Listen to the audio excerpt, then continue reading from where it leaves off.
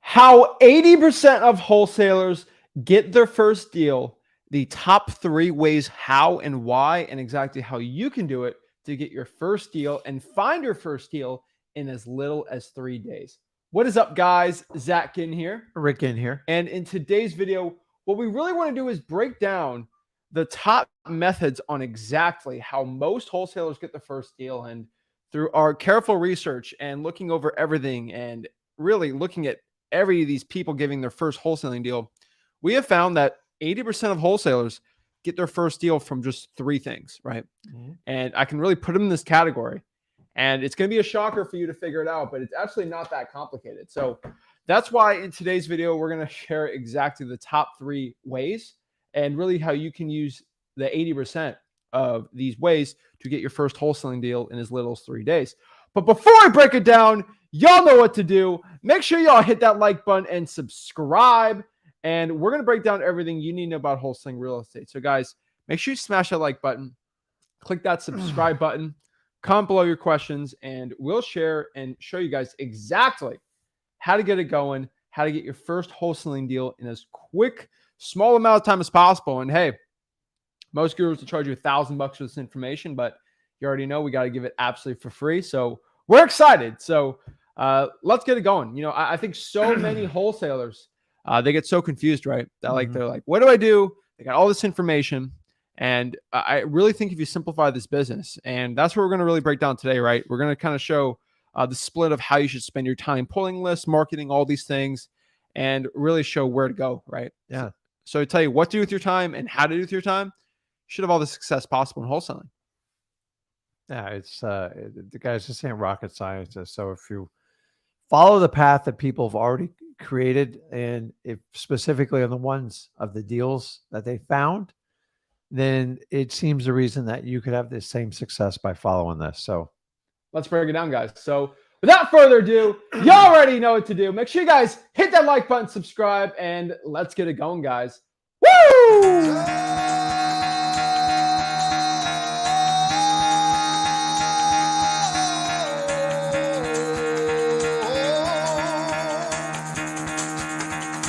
Get the fuck out of bed, bitch. Go.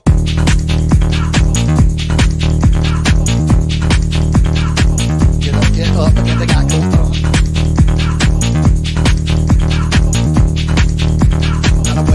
Time to wake up, bitch. Get up.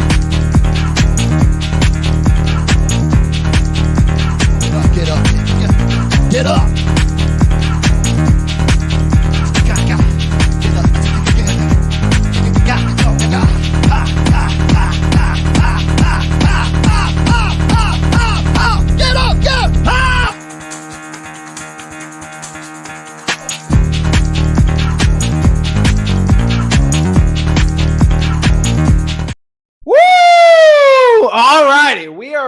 We're ready to go. We're ready to break everything down on exactly how 80% of wholesalers get the first deal. But really, let's kind of break down the first thing, right? So there's 2 ways to get started in wholesaling real estate. You're really going to think of it like, how does 80% of people get their first deal?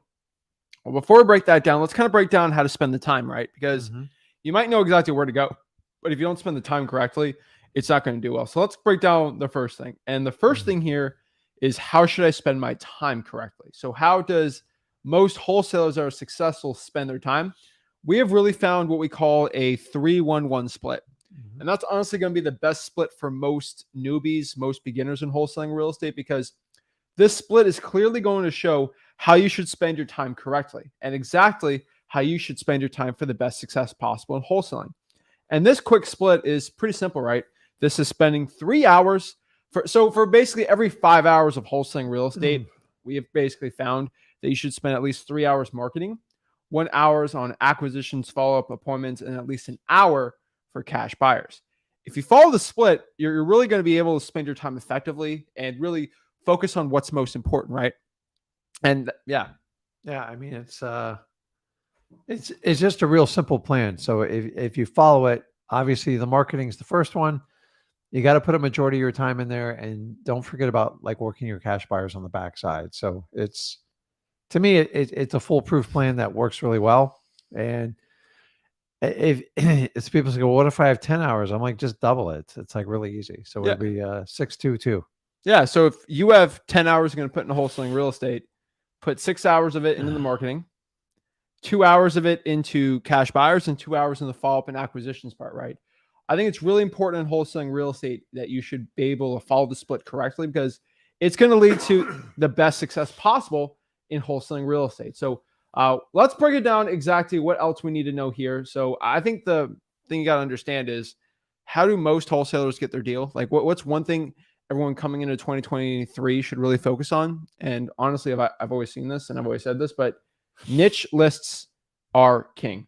And I could say it once, I could say it a million times, but niche lists are going to be king. And this is because to get results that others don't, you have to do what others won't. And what won't your competition do?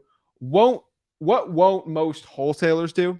They won't go after the lists that are difficult. They won't go after the lists that have real motivation, because it's a lot of work. And frankly, I think everybody knows this, but it is a lot of work in wholesaling real estate to go out here and pull these niche lists, right? It's very difficult, but because it's difficult and you go through the suffering of getting through that list, when you get the seller, it's actually pretty easy, versus an easy list when the suffering is dealing with the competition of people going after that list, right? And I always get people, they come up to me, they complain, they're like, Zach, you know what? I'm so sick of this. I pull a high equity lead and every other wholesaler talks to them, and I'm sick of it and I can't do it anymore. This is terrible. What's the secret? I say, go after a niche list. And they go after a niche list and say, Zach, it's so difficult to get the list. Oh, this is terrible. I'm like, well, what do you want? You're complaining on the back end for the first one, and now you're complaining on the front end. There's going to be some suffering you got to deal with. I'd rather you deal with the suffering of pulling a niche list versus the suffering of pulling a high equity list and then going through the suffering of being saturated with all the sellers saying no, right? Like, which one do you want to deal with? And one's going to lead you to more money and one's going to lead you to less money. It's like the suffering of not being healthy, right? It feels good to eat whatever you want and not exercise, but at the back end, it's not going to feel good. And the suffering of eating healthy and maybe some, like portion control or something like that, it's not fun, right? It's not fun eating not eating donuts all day, but like, guess what? At the end, it's not going to be as bad. And it's kind of like, that's the way I really look at it. And that's the way I look at work too, right? I'd rather work hard in the beginning so I don't have to financially stress versus, stressing the beginning of financials and then stressing at the end of it, right? So maybe you don't want to do the work. It's not stressful in the beginning, but because you didn't do the work, now you're financially stressed at the end. So a lot of the stuff we have and a lot of stuff in wholesaling real estate, you'll find is zero sum. And I know a lot of wholesalers don't like talking about that, but wholesaling real estate does come up to be a zero sum game. To what is taken, one is given, and what is given, one is taken. And what is worked for, one is earned. And if you've earned, you have to work for it. And if you haven't gotten anything, probably didn't work hard enough for it. And you have to equal your results. And we've always said this, but action equals results. To get the result you want, you have to do the action it takes to get that result. So if I want to make 100K, I'm going to have to do the work it takes to make 100K. That is the point. Niche lists are king, and most wholesalers aren't willing to do it, right? Yeah. So guys, keep in mind when you're going to get your list, you're going to get resistance. Like the better the niche list, the harder it's going to be. And you need to look at it as like, well, that's an invitation, because if it's harder up front, that means it's harder for everybody else. So the easiest way to analyze it when you do it, as I always teach you, is to overcome resistance with persistence. It means just to steadily be nice and just keep killing them with building rapport and keep going back. The average person, if you can overcome at least 2 objections, you usually get whatever you want. Oh, yeah. But you can't threaten them. You got to be nice about it. So guys, when you get resistance, just remember to overcome it. It's persistence. And if you keep that simple, like, I don't know, it's kind of like a childhood rhyme, but it works. It works for everything you do in life with that. So when you get resistance, it's really easy to overcome with persistence at least twice. Yeah. Resistance with persistence. That is the key here. So that's what we're going to break down today. So let's break down what are the niche lists, right? So the niche lists are going to be probates, code violations, arrest records, water shutoffs, fire damage properties. Now there's a lot more to it, right? There's tax liens, there's tax delinquencies. I wouldn't put pre-foreclosures as a niche list per se, but this is kind of like a quick overview of like very difficult list to get for most wholesalers. And the arrest record list is actually pretty simple to get, But to cross-reference that data of the owners and people that actually own real estate, that's a lot more difficult to do. Water shutoffs, fire damaged properties. I think we've talked about that before. Not the easiest thing in the world to pull. But when you do this, you are going to get lists where most wholesalers aren't able to do it. And I remember talking to one guy, I think Sunday or Friday. No, Sunday or Thursday. The last live I was on before. And he was the only person that was pulling, I believe, the water shut off list. And it was amazing, right? Yeah. And he's the only person in the whole county that was able to get it. And we've said before, we've had some markets in Florida where we're the only wholesaler pulling the probate list. And now there's other wholesalers pulling it. But like, if you can get through all the difficulty, there's a lot of rewards at the end. There's a lot.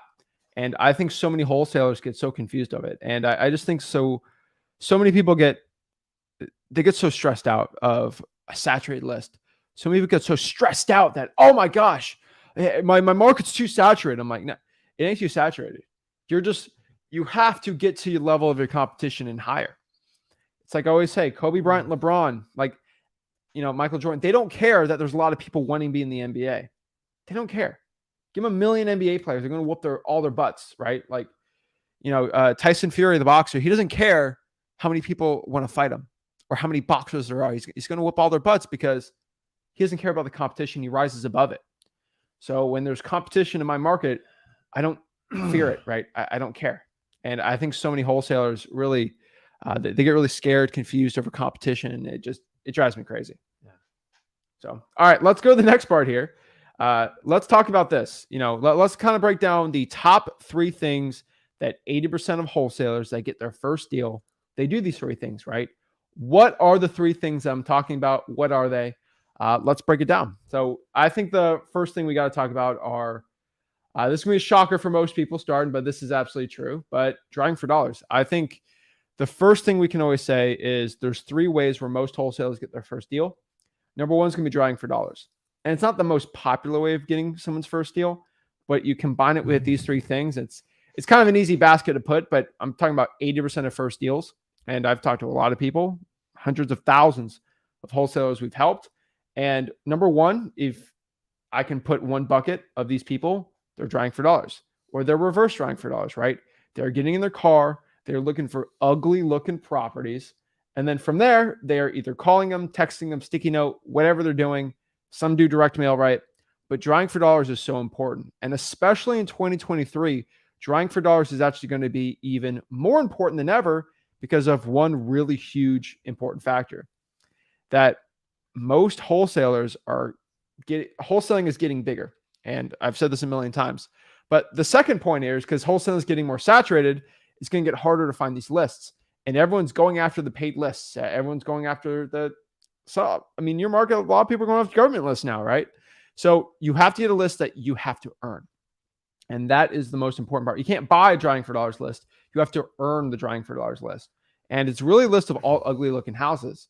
And I hate to say this, frankly, but the government list cannot get every single type of distressed property.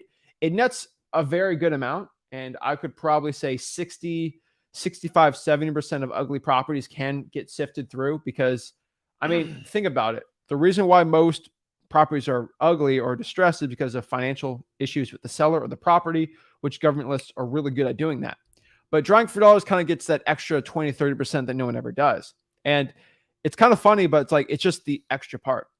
And I think so many wholesalers neglect it. But when you're really struggling right now, drawing for dollars is cheap, it's effective, and you can really destroy competition with it. And we've been pushing so many people. We had a drawing for dollars challenge last month, and it really pushed a lot of people to get their first deal because they started going after properties that they couldn't even think of, know their wholesale in the market was doing, and they stopped complicating it. And that's why I think drawing for dollars is so amazing and so important, is because you don't complicate things, right?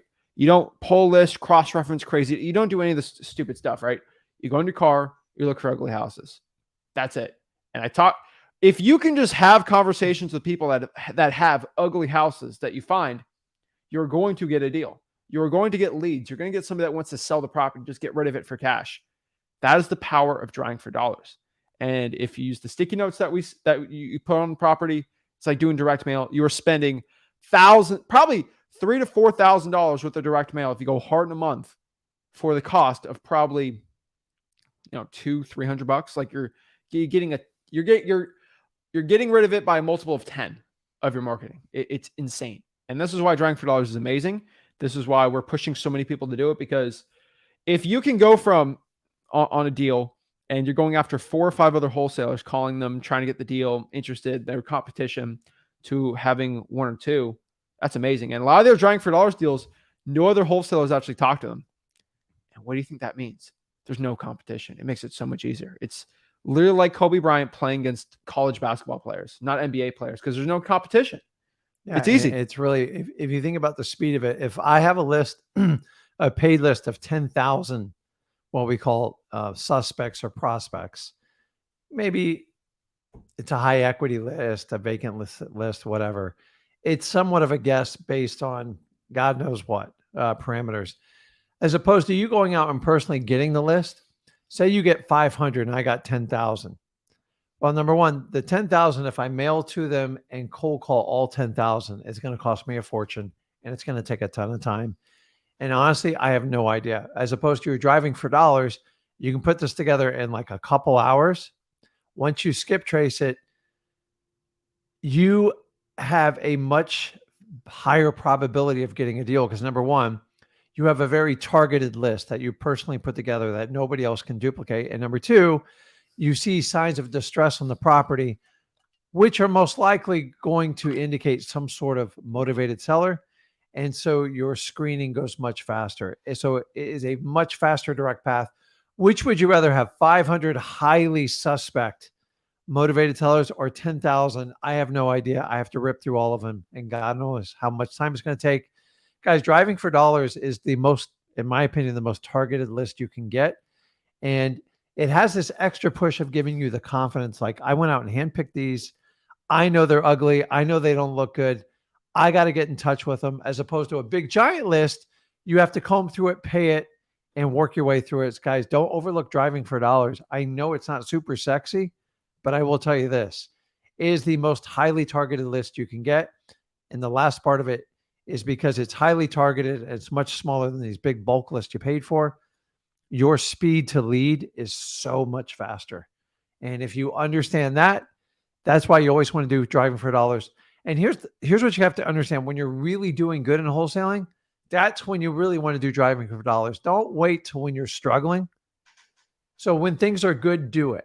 So many of you people just react like, oh, we're not getting leads or something. Let's go do it now. If you consistently do this type of marketing, even when things are good, it will ensure the next quarter, the future of your deals. Guys, Driving for Dollars it will never leave. It is the most fast track proven way to get a motivated seller. And you cannot replace it with any other type of list. Well, I've always said this. I've said this a million times, but like so many wholesalers, they get so stressed out of pulling the perfect list, getting everything ready, doing all this, paying all this money for skip tracing, paying all this money for a dialer, getting so stressed out. And I think the big part about it is like a mental barrier.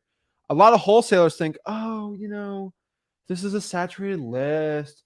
This is terrible. Oh my gosh. Now, like no other wholesaler is going after this list most likely, or not every single lead. And there's definitely very, very likely, if you got at least 500 of these leads, there's going to be a deal in there. Yeah. And that's the best part. And you're dealing with people that have ugly houses, right? You're not dealing with people that have houses, and there's going to be always the tire kickers, things like that. But like, it's amazing. And it's the best part because, guys, as somebody that cold call 5 hours a day, 5 days a week for a year straight, that has gone through that, I can tell you, it is a lot easier to go listen to some like Travis Scott in a car Driving for Dollars.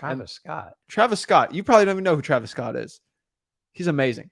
But who is he? He's a rapper. Okay. But he's also like it's another story. But like, you can listen to music, right? And you can go in your car and listen to music, find ugly houses, and then you can have your AirPods in and just slap them on the property and keep going. There's no other way where you can get a lot of money while listening to some bomb music, some awesome music, and make money, right? There's not, right? Like, I can't cold call and do that. SMS text blasting, I can't concentrate that well, right? Drives me crazy. And when you reverse drive for dollars, I feel like I'm selling a course on reverse driving for. Like I feel like I'm selling a course on this. Somebody offers a Like course out someone's, there. I've If seen you guys need a course for driving for dollars, I could do it in a minute. No, we have it at freewholesaling.com. Yeah. But I feel like I'm trying to convince you to, I don't know why I'm trying to, but like you put a sticky note on the property, it costs like half a penny and the leads call you. So like you have leads coming to you, you get to listen to music and have leads come to you. And the best part about this is you can also, when you're driving for dollars, you can actually find people that are flipping properties. We've actually done this before. We drive for dollars. We find people flipping a house. Hey, what's up? Are you guys renovating this property? Yeah. My boss is flipping it. Oh, that's interesting. Let me get this information. Now I have an ugly house across the street. Cash buyer right there. Yeah. Boom, boom, boom, right? I cannot tell you how many deals we found and how cash buyers we found by doing that. Trying for dollars is amazing. I didn't tell you, there was a couple people I found online now that are posting on Facebook groups this new secret in wholesaling real estate called reverse trying for dollars. And that DM me if you're interested and we can kind of hop on a call and I can tell you about it. I've seen 3 of these already. I cannot tell you how annoying this is. And I can tell you guys, all the information we give at freewholesaling.com, because our following is growing, people get this information. They said, you know what? I'm gonna shift what we call reverse trying for dollars. I'm gonna call it a different name, and then I'm gonna sell a course on it. But I'm gonna call it a secret method to have sellers come to you that cost $100, $200 at most a month, and you can produce all this money. It's a big secret. I'm gonna call it let's call it the Barracuda method. And we're going to, make all this money. Guys, it's insane. It's stupid. Like people are literally stealing what we're giving to you. This live right now, people are probably going to take this information straight up and try to sell you a course on it. And y'all are going to pay for it. Okay. Because it's got some sexy name to it. It drives me crazy. I hate it, but what am I going to do with it? Right. It's insane. So guys, and keep in mind when you're doing driving for dollars, as opposed to a list. Now, don't get me wrong. If you can use a combo of the both, it's the best way to do it. When you get list, you are targeting for motivated sellers, financial issues, back taxes, foreclosure, eviction, and so on. When you do a driving for dollars, you are targeting what we call a motivated property. So when you have a list, I will tell you this. You can target your list, and when a motivated seller is not motivated to sell and the property's not motivated, it's hard to move forward. If you do the driving for dollars method and you find a problematic property, meaning the property's motivated, meaning it needs work, whenever you have a motivated property, meaning it's in disrepair, it's in bad shape, I keep them on my list no matter what until that property's sold, because a motivated property is just waiting for a motivated seller. And when the two align, it's like magic. Now, when you target motivated seller list, back taxes, evictions, foreclosures, the problem is sometimes they are not motivated enough to sell it. And especially if the property's has issues, then they don't have a reason to sell it. This is why your driving for dollars leads, they're so much faster, because when you got a property that's run down and you know it, and they go, no, there's nothing wrong with the property. I'm like, I drove by, it's missing a mailbox. There's a tarp on the roof and it's boarded up. Maybe I missed something. Once you have that stuff, guys, whenever you have a property that has boarded up windows, a tarp on the roof, you stick to it till you have it under contract. Even when they tell me to take them off my list, I don't take them off my list because I know that property needs to be sold. So what I'm telling you is you can shortcut it by chasing motivated properties. Because if you can even just get a slightly motivated seller with a highly motivated property, it's a much easier deal, as opposed to doing it the other way. I got to go through 10,000 leads, sort through them, and a lot of them take 6 months to a year to come around. Guys, when you see a rundown property, they're usually within 30 to 90 days of like wrapping that puppy up. That's why driving for dollars is so valuable. It's hard to really explain that in layman's terms. But if you go out and hunt motivated properties, you just have to wait your time to turn into a motivated seller. Exactly. So let's talk about number 2. Okay. So we've talked about driving for dollars. You can do it. I saw a fun comment. They're going to call it the secret car technique. They're going to call it whatever. Like Justin's, he's just making a joke, but like these gurus. Any word like secret, I have a secret method. They don't. The secret is code for paid course. By the way, Mastermind is code for you have to join a group, you have to pay for it and do it. And we'll never tell you what the turnover is. And then you have to contribute all your information. Yeah. Guys, And you want to do a mastermind, anything you can do organically, that's the real benefit because everybody brings something to the table. I've already done that. Like I've already told you, you know this. I get 98% of the top wholesalers I have in my contacts right now, and they call me, they reach out to me, we talk, we call, like we get information, and I don't pay for it. And it's so crazy when gurus try to do that crazy thing, but like, it's insane. But guys, just letting you know, it drives me crazy. But I just drawing for dollars is amazing. You guys need to do it. If not, do whatever you want. But these gurus drive me crazy. They're getting broker by the second, and they're getting more desperate. There's a reason why 300 years ago people were doing the snake oil thing, and it's the same exact thing. It's human nature. Okay, I'm going to change the name of my secret elixir. I'm going to call it snake oil, and it's going to change everything because it's a sexy name, and it's going to like change everything. It drives me crazy, but it's human nature for us to get attracted to that type of stuff, and that's why y'all buy the stupid courses, because it's got a cool name to it, or maybe it's a challenge with an interesting name, and then y'all go buy the course because you think it's going to change everything. Drives me crazy. I don't get it. Number 2 is government lists.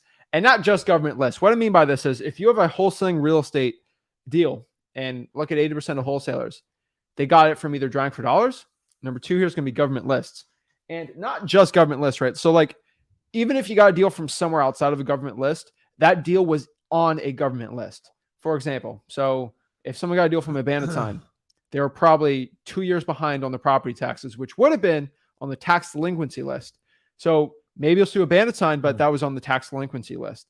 Or it was a tired landlord that you had to pay a software for, but it was on the evictions list, right? All of these things, guys, I could tell you a million times, they're all going to be on the government list. And I can go forever in government lists. You already know freewholesaling.com or free real estate wholesaling course. That is how you actually learn how to pull these lists. But these are going to be, like we said, like the probates, code violation, arrest records, water shutoffs, fire damage properties, evictions, tax delinquencies, tax liens. You can even go a little further, the IRS debt lien list, the credit card debt lien lists. These lists really can go on and on and on forever. Niche lists, I can also add bail bondsman, but that's not a government list, so that's going to be a little different. But I can tell you guys, the government lists are going to have 80% of these deals, and the other 15% are probably going to be on a drawing for dollars list because it's just ugly, right? And if you mix those two, that's all you're going to need. But the government lists are out there, right? We've coined the term government list because no other person wanted to do it. They couldn't make money off of you from it, and so we share how to do it for free, because a lot of wholesalers, they get deals from government lists, but no guru ever wanted to mention it, right? And it's something we've always been doing, and so many people have started doing, and it changes lives, right? It drives me crazy that these gurus out here don't talk about it. But the government lists are amazing, right? And if you can focus on one government list, I would probably just stick to the probates. And here's a big secret too. And this is we'll put this on the hush hush. This will be part of the secret car method we won't talk about. Okay. I'm going to use that too. I'm going to use the secret car method. Secret car method. Hopefully the guru didn't copyright that already. But the secret car method is, all right, let's go back to niche lists for a second. Okay. We have our probates, code violations, arrest records. So let's do this really quick. Let's go after code violations specifically, because it's one of my favorite mixes. And this is kind of how we like shift things, then curl it together. So if I pull code violations in my city, county, or whatever, of all open code violations past 30 days, what I'm going to do is I'm going to pull that list, and let's say it's 123 Main Avenue, 123 Main Street. What we're going to do here is we are going to go to the property and put a sticky note on it. And you can either get like dmzac.com, Google Maps actually has this, and then Apple Maps has this, where you can make routes.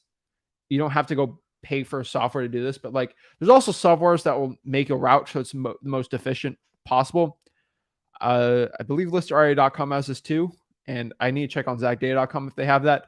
But you can make a route of 10 properties and see which is the most effective route, like a UPS driver or like an Amazon, FedEx type person. And you go to those houses, you stick sticky notes, and you drive for dollars in between. It's absolutely amazing, because once there is one deal, there's other deals around it. And that's really good, right? And I think a lot of people need to be going after that, right? And the last part is just cold calling, right? And 80% of wholesalers get their first deal from either of those three things or had either of those things on the list. So drawing for dollars, government lists, and cold calling. So 80% of all first deals in wholesaling real estate will come from drawing for dollars. Either that will be on there, government list will be on there, or there will be some sort of cold calling that had to be done. And so the method and the reasoning why we're talking about this and how you're going to use this to get your first deal in 3 days or less or find it is if 80% of all people have to go through these paths to get their first deal, why are a lot of you guys out here trying to do the 20%? And it drives me crazy, right? So many wholesalers will try to do Facebook SEO ads or something crazy to get their first deal and spend all this money and like, oh, I'm going to go use a paid list and then I'm going to get SMS text blasted. Or guys, it drives me crazy because if you are doing if 80% of people that became successful getting their first deal had to go through these 3 paths, why are you going to try to do something different than that, right? And it drives me crazy, right? It's just doing the long path, and you're going to be set up for not failure, but you're going to be set up for a lot of pain if you're trying to do it the other path, because if you're going against where most wholesalers can do it successfully starting out, it's not good. And don't try to get all your success off the 20% unless you know it's going to be amazing. Do what it takes. And if 80% of people are successful getting their first deal from these methods, do them, right? I just think a lot of people try to go against the grain. And they think the most popular thing is doing, this crazy method this one person says. And like, I remember I should just JV all my deals.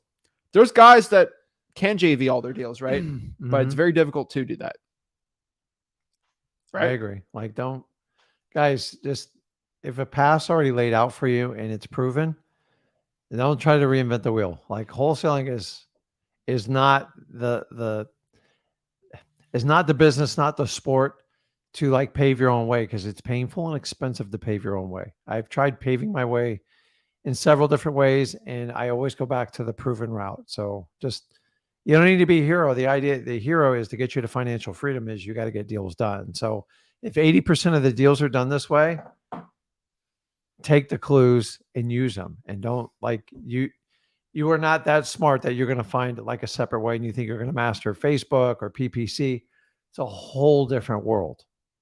I don't even do it because it's a really, really expensive route. And unless you have the staff and everything set up to do that way, and you're willing to make a year investment on it, just go with what works. So the idea is to get those first few deals under your belt so you have options like for future marketing. And if you can figure out how to make money on driving for dollars, cold calling, and using government lists, then imagine what you can do when you have like paid dollars to assist you in your marketing. You'll do it very well.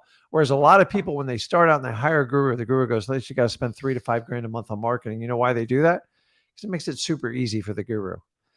The problem is you're going to probably smoke through your money because you don't know how to talk to those people. And the only thing that's going to get you experience is time. So I'd rather you have high reputation on people failing in the beginning, because once you get through it, say you get through 3,000 phone calls, you get a deal.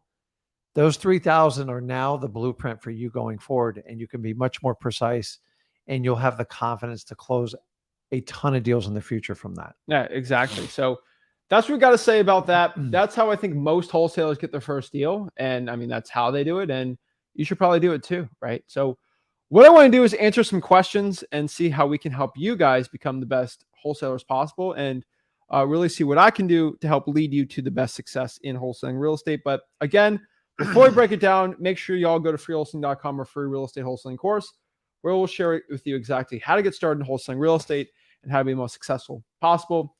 You don't have to go through it. I'm just letting you know your competition is probably going to go through it. And we're getting tens of thousands of people signing up every single month at freewholesaling.com. So either your competition is going to get the skills and whip your butt, or either you're going to do it and match them and then rise above it. It's up to you which one you want to do. The word is out. The gurus cannot hide freewholesaling.com from anyone anymore. They used to. They tried. They tried, but it's not really suppressive. You can't really suppress it anymore, right? It's a movement, and gurus tried really hard at the beginning of the year to stop it, but can't be stopped. Why would anybody want to stop something that's like absolutely free and is there to help it's you money out? And I heard one the other day is like, well, you really need to have a coach for accountability. Guys, If you need a stranger, you have to pay for accountability. Trust me. Once you pay them, there is no more accountability for them. It's just simply straight up instruction. If they have 1,000 students, you don't make it, I promise you, it's not that big of a deal to them. It's just the truth. If you can't hold yourself accountable, I promise you a coach won't do it. A mentor won't do it. It's those people that realize that eventually you have to stop telling yourself the lie and you hold yourself accountable. That's when you can make incredible growth in your life. And there is no third person that's going to tell you to be accountable. Someday you're just going to have to accept it and go, it's a lot easier. I can get a lot further if I'm just brutally honest with myself. So that's what you got to understand. You guys got to understand. Freewholesaling.com. That's where it's at. That's how you become successful. So let's break it down. Let's get into it. And let's really answer some questions y'all have about wholesaling real estate and exactly how we can help you become the best wholesaler possible in your wholesaling business. So first question we got here. Let's look here. So got a lot of great love, got a lot of great support. Let's see here. Is this available for playback? Yep. This is right on YouTube. So just go to YouTube.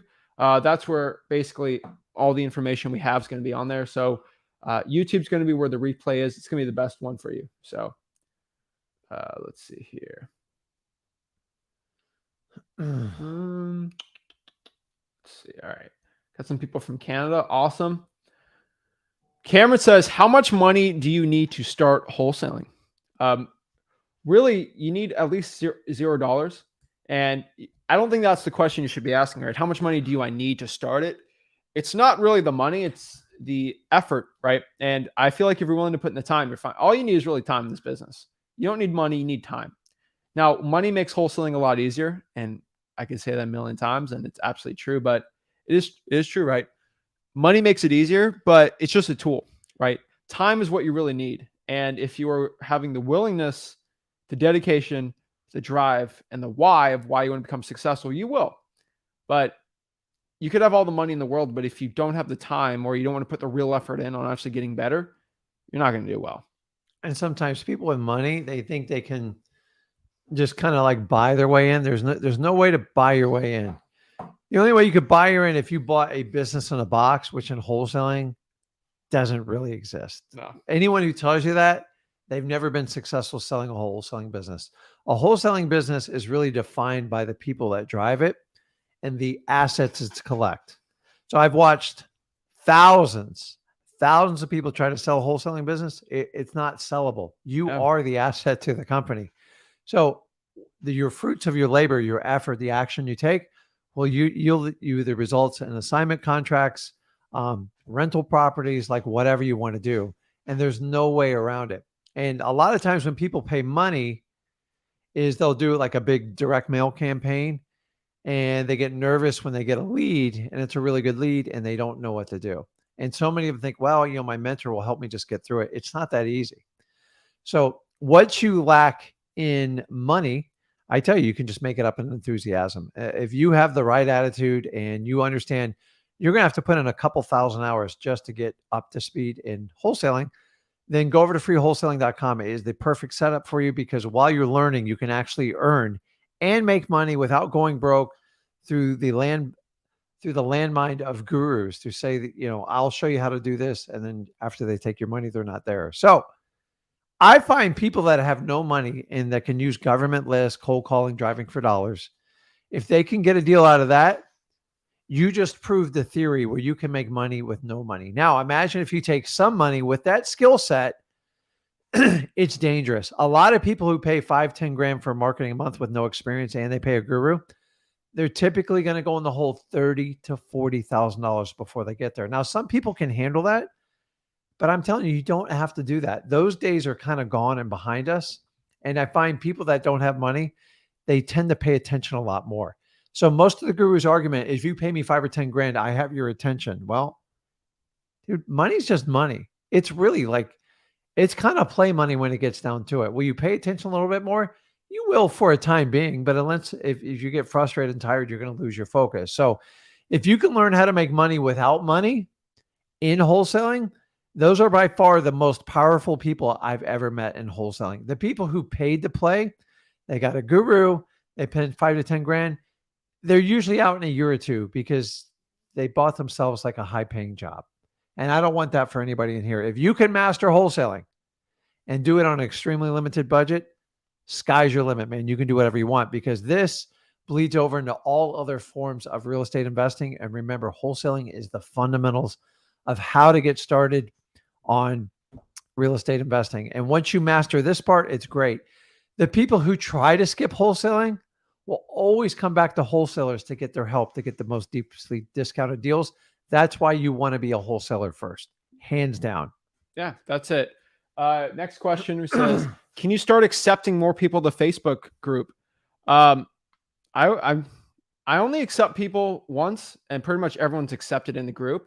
But once you start trying to sell something or you try to take something from people, you're blocked. And that, unfortunately, I get a lot of people upset with me. You know, I've had one person try to promote a guru, and I just took him out. Like, I'm not dealing with this. And if you spam like 10 people of a guru trying to sell you, I had one lady today, and hopefully she's watching. She literally commented on one of the posts I had on the Facebook group, said, I made $1 million this year in wholesaling. That's what they said. They just commented, no proof. That's amazing. And I'll show you a secret marketing method. Just DM me and we can hop on a support call. I'm like, block. Posted it 30 times. Copy and pasted it. Spammed it in the entire group, acting like I ain't going to see it.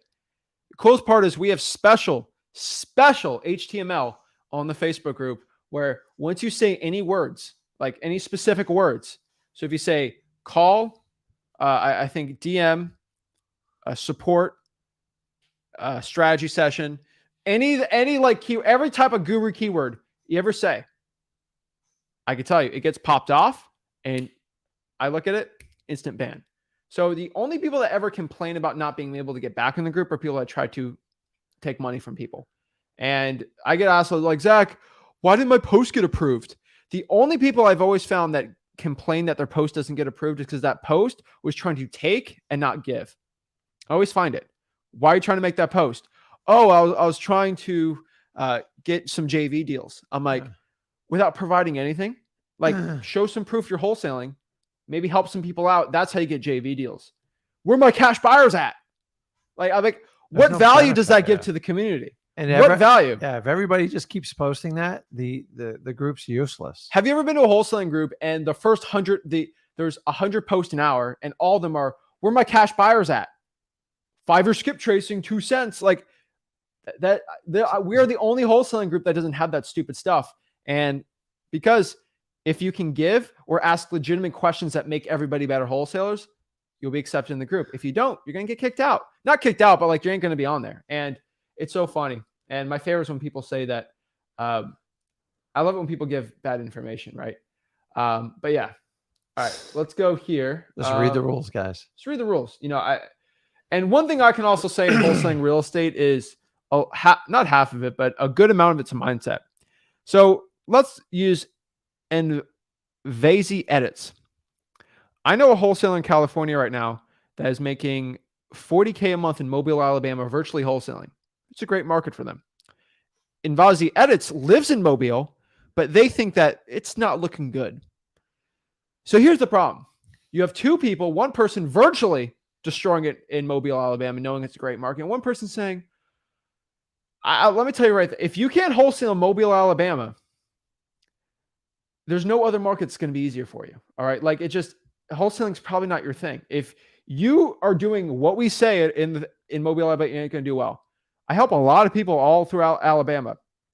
They're all crushing it. They're all doing very well because it's a great state for it. It's a great state for it. ARVs are cheap and populations are great, and there's a lot of buyers. But when you are saying it's not looking good, first of all, saying that comment it's very negative energy, number one. But this is the funniest part. It's just like, if you can't make an easier market work, complaining about it's not going to do anything. And you saying that this is just a mindset shift I have for everybody. You say my market just doesn't work. You got to give me a reason. If you have pulled 1,000 drawing for dollars leads in Mobile, Alabama, and got no deal, then you can start complaining. But unfortunately, most people that complain don't do that. And I have not found one person who legitimately put their all in for an entire year of wholesaling, like their all, and not gotten a deal. It's a want or need. but your bad market is another person's 40K a month market. So it's all a mindset thing. And I think a lot of wholesalers get really confused. They get really upset that, oh, but my market's terrible. Your market's terrible because you said it's terrible. Yeah, come to Florida or California. I'll show you a completely My different. market's great. To another person, my market's the worst one in the world. Yeah, but like we know it. So as long as people are selling properties and there's opportunity, you could be at whatever price point you want. People make it work in California, New York, obviously Florida. Phoenix is having issues. So everybody thinks their own market is like a major issue. Sometimes you need to just go look at others and go, you know what, mine's not so bad. That's pretty good. Here's the one thing I can tell you. In Versa edits. In Versa edits. Don't blame the market, blame the marketing. And I've always told everyone to say that. And you really got to do that. Okay. So don't blame the market, blame the marketing.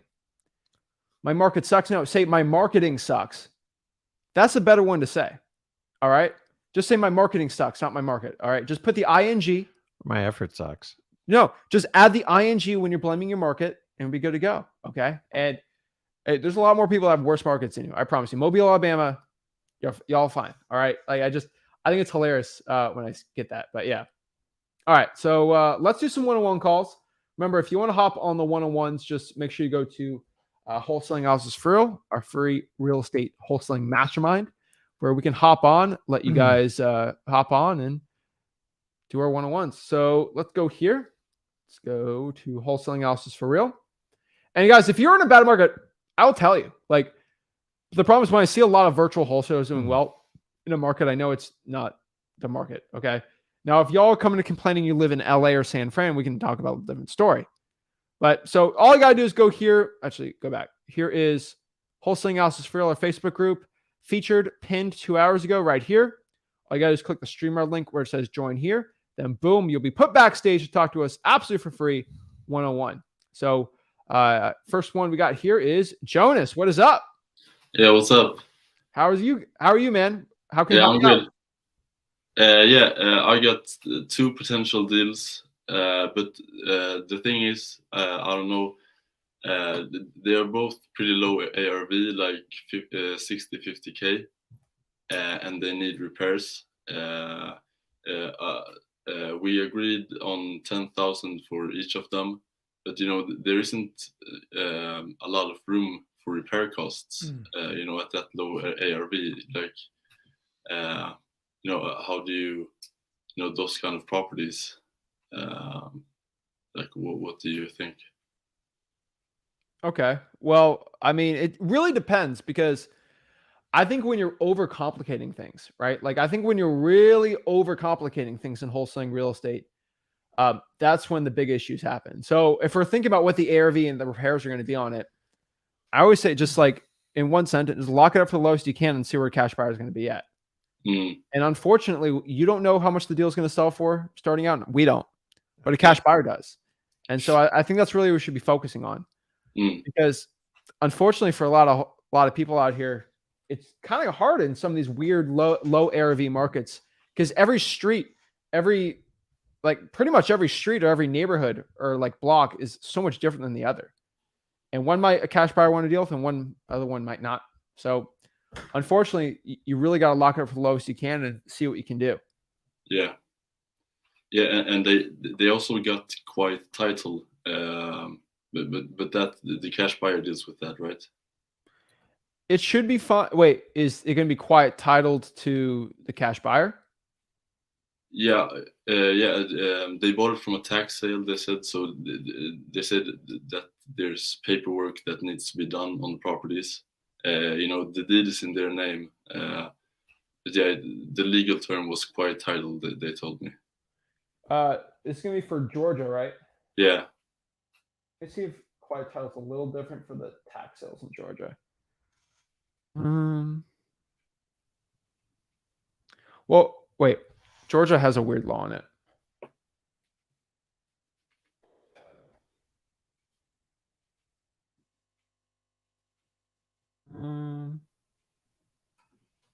Let's figure this out. So, I mean, it is a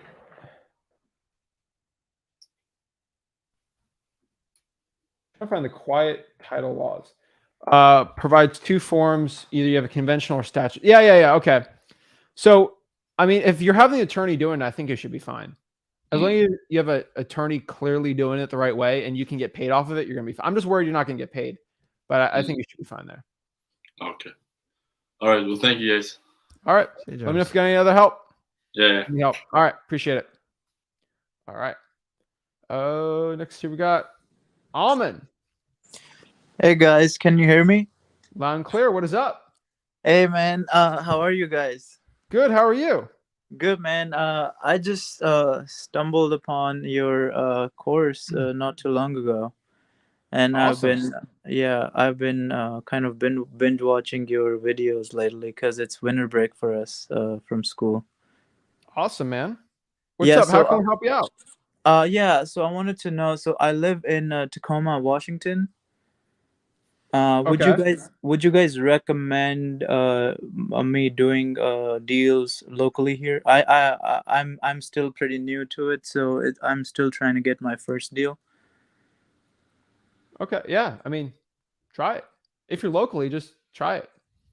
Would Why you not? say it's Tacoma? Would you say Tacoma, Washington is a good market? No, but I'd still try because you live there.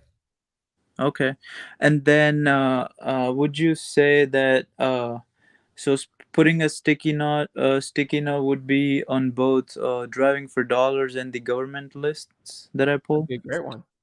I see. And then would you say that so let's say if I get a paid list, would it be similar to a government list?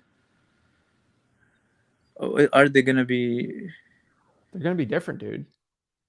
Right? So, what do you mean? Of course, they're gonna be different because the title land list is different than the evictions list. I see. Most of your paid list is Yeah. use filters within the data aggregators to build your ideal profile. Kind of like your avatar for the type of seller you're looking for. A government list means there's an action that was basically directed by the court, and whenever you have a court action, it's forced. It's not an option. If you don't resolve it, there will be a consequence. So for that reason, there's going to be a little bit higher motivation, but you got to go through the government to get the list. A paid list is kind of like a algorithm that any type of search engine is going to use. So like, Right. for instance, if you're searching for a gift item for someone and you're looking for a bookcase that's white, that's 4x4 with 6 shelves, that's what you're doing on a paid list. You're sorting the information based on what you want, Mm-hmm. and it's going to repopulate and give you based on the area that you pick, and you can cut and choose all you want. A government list, if there is 100 people on the probate list, there's 100 people on there. How you get that information is a whole nother story. But remember, somebody passed away. The court is looking to appoint the PR person the power to enter in a contract to get that property sold. So the paid lists are convenient, but the government lists are usually going to have more urgency. A lot of people mixed up. They think the paid list is better because you paid for it. Right. That ain't true. That's not true. The real question is, there's going to be overlap on the two lists? Absolutely. There's no way to perfectly do it. But if I had to choose between the two, I would hands down take a government list, because to me, there's going to be more urgency for a motivated seller, because if they don't do something, the court's going to enter into some sort of agreement that's going to hurt their position on the property. Right. Okay. Make So sense? yeah, that makes sense. And then I watched in one of your videos recently that the market is changing. So you mentioned that it's really important that we should get a buyer intel. So would you recommend contacting buyers first and kind of getting what kind of houses they're looking for, and then going for driving for dollars and pulling Sure. the lists, Sure. so that I don't waste time during my inspection period? Let's say if I were to get Sure. under contract. Do it. Okay. Cool. Yeah, those were kind of my main questions. And then for government list, would you recommend attacking probates first? I'm never going to say no to attacking the probates. Okay. Okay. All right, man. Yeah, those are my questions. So I feel like I have more of a game plan now. So I think I'm gonna go attack it. All right. Go after it, man. Yeah, cool. Thank you guys. All I right. appreciate all the Have a help. good one. Yeah. All right. Next here we got Migs. Yo, Migs. He was on yesterday. I'll come back. All right, I'll see him later. Benji. He's Hey, can you muted. hear me? Yeah, Can you what's hear me? up? What's going on? Awesome. Awesome. Yeah, I just had one question, but I just want to start off by saying thank you guys so much. I just finally closed that deal I've been working on for 5-6 months. The Finally. probate. Yeah, dude. The probate foreclosure, that took forever. But I just man. can't thank you guys enough because my whole mindset and perspective has changed for what I thought was possible for myself. And for those of you that are watching the live and who will watch the recording later, just do what Rick and Zach tell you to do. Eventually you will win. You'll have some setbacks here and there, and that's what they're here for, to answer your questions, but it's inevitable. You will win. You just have to put in the work. But anyway, the proof is in the pudding. So I already cashed it in. Woo! Right there. $50,000. Wow. Gosh, that's a lot of money. Woo! Woo! Dude, that was my very first deal, and there was so many twists and turns, and it was difficult to navigate, but I learned so much from it, and I have the confidence now going after other stuff. So just to let you know, all deals, everybody thinks it's like a straight line. And once you It's understand there's valleys and there's peaks, and our whole thing is let's throw 10 deals on the board and let's see how many we can get across the finish line. Very rarely do I ever get 100%. So people shooting for 100%, it only means you got one deal. And that's fine because you learn. And the idea is you just keep solving problems and keep going forward. But that one deal, even though it cost you 5 months, going forward, it's giving you the strength and the confidence to get through deals going forward. It's a $10,000 deal for 5 months straight, though. Yeah, and you do it. So now you try to get 3 to 5 on the board and get more than half of those at the finish line, and it just adds up. And before you know it, you've seen every situation when it pops up, like, okay, I go to this lawyer. He knows what to do. Guys, I'm not a lawyer. I'm not an accountant. I'm not a title person. I just know who to give it to when the problem pops up. And then I just keep head hunting motivated sellers. So the people that want to solve every problem themselves, you'll never get anywhere in this business. So it's like, hey, oh, there's a problem with the title of the probate. Oh, hey, where's the title person? Where's the lawyer? And I just keep going. And it's like, it's frustrating, man. But I've been doing this 20 years. If you don't have problems on your plate about closings, you're not doing wholesaling. All we do is solve problems. And you just get very proficient in doing it after a while. I'm like, okay, what takes me 5 months, now I can get it done in 3 months. And then you'll get some that just go like really simple. And when they do, it's a gift. I tell them all the time, I go, that's a gift. Just throw it under the tree. Let's go to the next one. And these other ones like you have, their fights.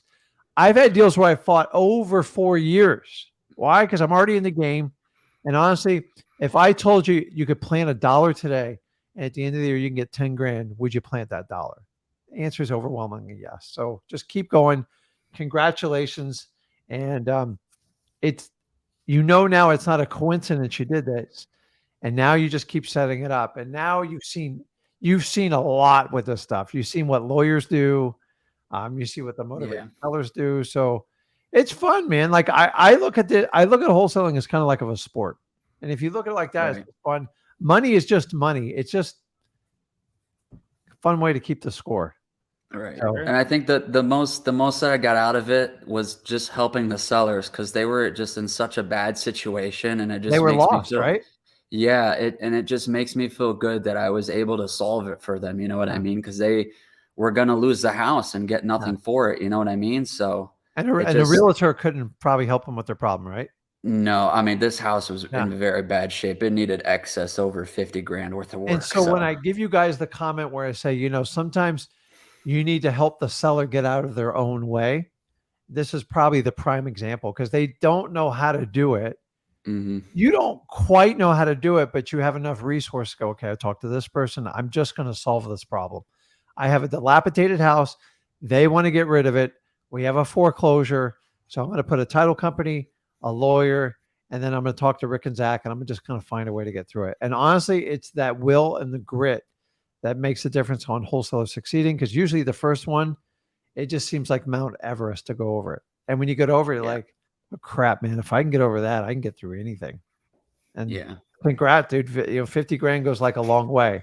Yeah. And sometimes you hit home runs, and sometimes it's okay to take a single or a double. Some of you guys taking $3,000 and $5,000 deals.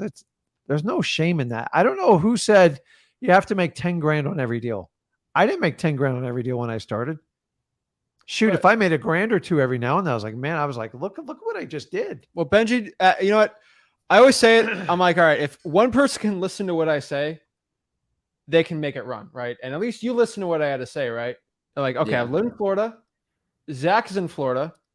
Rick and Zach make a lot of money on probates in Florida. Maybe I should try doing that. And now you have a $50,000 check in your hand because you listen to what we said, right? It just, how many one-on-one calls do you think we did to get this deal closed? It was about 3 to 4. It was about 3 to 4, right? Like it was like it was a lot of hand holding, but like the thing is you had a probate expert for free hopping on, helping out every which way of the way. And I bet that helped you out a lot with the confidence getting through that. And yeah, for sure. I'm telling you that like, if anybody has a problem, we're here to help. And those 3 to 4 calls, really, it's amazing. Right. And kind of like what you said before, like, right. You work out, right? You know what it takes to get like, strong. For everybody watching this, it's like working out. If you eat 150 grams of protein a day and you work out 5 hours a week of like just standard exercises, it's almost impossible not to get stronger, right? Like, you can complain all day, except but like for the holiday cookies. No, you're still get stronger if you do what you have to do. My and favorite. if you pull the probates every day with the scripts we say every single month, you'll get a deal. So Benji, do you have to take a high-priced wholesaling course to make 50 grand? Yes or no? Absolutely not. So all these gurus tell you if you don't have skin in the game, you're not going to figure it out. Guys, you guys are paying them 5-10 grand to make like little $5,000-$10,000 checks. Or I've always told you, just jump straight to the probates. They're far and few between. If you just do 2 probates a year, which is easy, you can make, in my opinion, $50,000 to $75,000 in this business. So don't stop doing probates. They're slow. You could do them in your sleep. You could have 3 other jobs and do probates. I swear to you, it's not that hard. And then when you get them, you bring other people to solve them.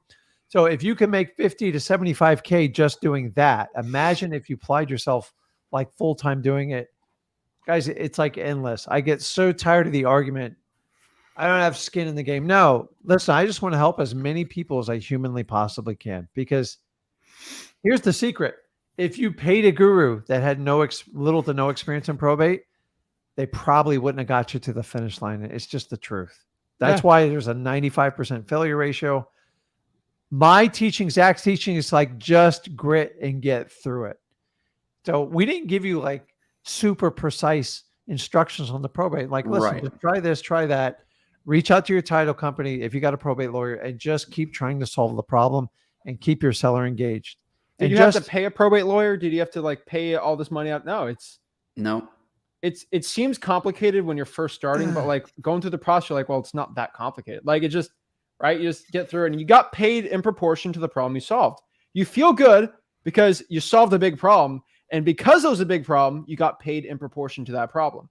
Right. And it's amazing, man. Most people starting out, they're like, well, this is too complicated. I need to just go find a regular deal and make it fast. A lot of the guru mentorship is to get you a deal super fast and get you off their radar. Wholesaling doesn't work that way. Some of you guys are going to take a year to get a deal done. It's just, that's the way you work. I can't change that. If the faster you fail, the quicker you're going to make money in wholesaling. Nothing's ever going to be perfect. You have just got to start saying yes to people and start committing to the process and start engaging these uncomfortable conversations and just get through them. Probate, I found it by accident and I'm glad I've spread the message. So you're doing awesome, man. What can we help you out with? Because now you're on a whole different level and you watch what's going to happen in 2023. Yeah. So I got another deal locked up in West Melbourne. It's a divorce situation. So I just wanted your guys' opinion from your own experience. When someone needs to stay in the property after close, what do you do? Or how would you write up the terms on that based off of your experience? It's pretty easy. We just hold back money. It's just you're going to do a post lease. How long do they want to stay in it for? The wife needs a week. So Oh, that's easy, man. yeah. So this I is just pretty- go Dude, you ahead. just do this at the closing. You do a post occupancy agreement from the title company. And basically what you do is if they're getting 100 grand, just say, hey, we're getting you both 40K, 40K, 80K. And then y'all both are going to actually, no, give the guy 50 and give the wife 40. And she gets the 10 when she moves out in a week. If she doesn't move out in a month, she doesn't keep the money and the proceeds go to the buyer. And if they hesitate to sign that, it means she ain't staying there. She's staying there for free too. It's like, Yeah. and she has 10,000 reasons to get out of the house. Yeah. And you still get paid at closing. And Win-win. your title company will put that together. They're kind of used to it. So just make sure whatever you verbally agree, you put it in writing. And Yeah, between you and me, here's what I do though. You know, Mr. Seller, because you have to stay in there some extra time. We're gonna have to probably knock off the price a couple grand, but that's just because there's some risks involved in that. But because we can do that, or if you want to like make it at the end, she's like hesitating at 120 and she's at 130. You know what? At 120, you can stay in there for at least a month. We'll do it. Yeah. My partner's gonna kill me on this, but we'll do it. You can now offer that because it's actually not that complicated. And So make sure you have permission to market the property and do the stuff you want while you're waiting for her to get out of there, if that's your plan. right. So yeah, because I gave him a call yesterday because he didn't tell me that when we signed that she would need an extra week, and then he called me again saying that she will. So, but we're gonna try to get her lined up for an apartment. That way she can be out the day of close, and then if she can't do that, then I got to work something out with him with a post occupancy agreement. Yeah. So just be careful with you trying to provide housing. Number one, it's tricky in Florida. It ain't easy. Yeah. Well, I'm leaving that up to them. So I don't want to deal with because that. the minute you do it, if you fail, you can screw up your entire deal. Always try to focus on the real estate and keep in mind, dude, I'm terrible at like these divorce things because are there any kids involved? There's 3 kids. So Yeah, he's done with the house. As soon as he gets the money, he's out. The wife and the kids have to find a place. So remember, most people get divorced because of poor communication. And just understanding us men are terrible. You're probably only going to get half the picture. Yeah. So it's like when you start getting yelled at by her, he didn't tell you this and that. Don't have her associate your alliance with him. When she's in there, you have to start leaning towards winning her over because you're going to need her cooperation. Number 2 is like, what's your exit plan when you, are you going to sell the property with her in it, or like, what's the plan? That's what I think I'm going to have to do. If they can't get her out the day of close, then yeah, it's going to have to be that situation where she's in it after it's sold. Listen, I got to tell you, most cash buyers, they have somebody out in a week's like an easy deal for them. When you tell them like a month, 2 or 3 months, that's when they're like, dude, call me. Yeah, that's way too much. And just make sure you have the ability to do what you need to do within like that first week to get it done. But guys, you can sell. It's common to sell properties with tenants in it when you have the owners. It's a little bit like dicey of a situation. Just make sure if the agreement is a week, it's going to be done in a week. Or you got if not, I got to keep the minimum you keep in there is usually 5 to 10 grand for like a post-op deal, because it's painful. Because if you have to evict her and stuff, by the way, to evict the current owner of the property is much more complicated than a regular eviction. It could take you 3 months to get her out of there. That's why I always say 10 grand, because by the time you pay the lawyer fees and stuff. Yeah. And what if the property drops even more in value? So just pay attention to it. Divorce is the challenging one because you get one highly cooperative party and then you get one that's like, I'll deal with you, but I'm not crazy about you. Yeah. Well, when I was there, I think they were both pretty much on board. So I'm kind of thankful. They seemed on par because they both wanted to get rid of the house. So but with the 10 to 15 holdback, would you recommend like $100 per day per diem coming out of that withholding until they're out? Or no, it's real simple. You don't cooperate, you sacrifice the money. Yeah. Okay. Now listen, you can always change it, but if the pain's up front and it's built in and they sign it, it shows their intention. Yeah. So you always want to look at people's intention when money's on the line, because it'll be snuffed out instantly. It doesn't mean like if she stayed. We have people all the time say 2 or 3 days over the deadline. We're just like, move, get your butt out of there. Like that was the plan. Otherwise I got to move on to plan B. And if I got to hire a lawyer and stuff, I'm just going to give him the 10 grand. So I always tell him, do you want the 10 grand or you want me? Should I just give it to the lawyer? Right. If they wait a couple days, just give them their money and move on with your life. And then if there's damage to the property, then you can take it off from there. But if you write it to where it's all or nothing, it'll snuff out their intent up front.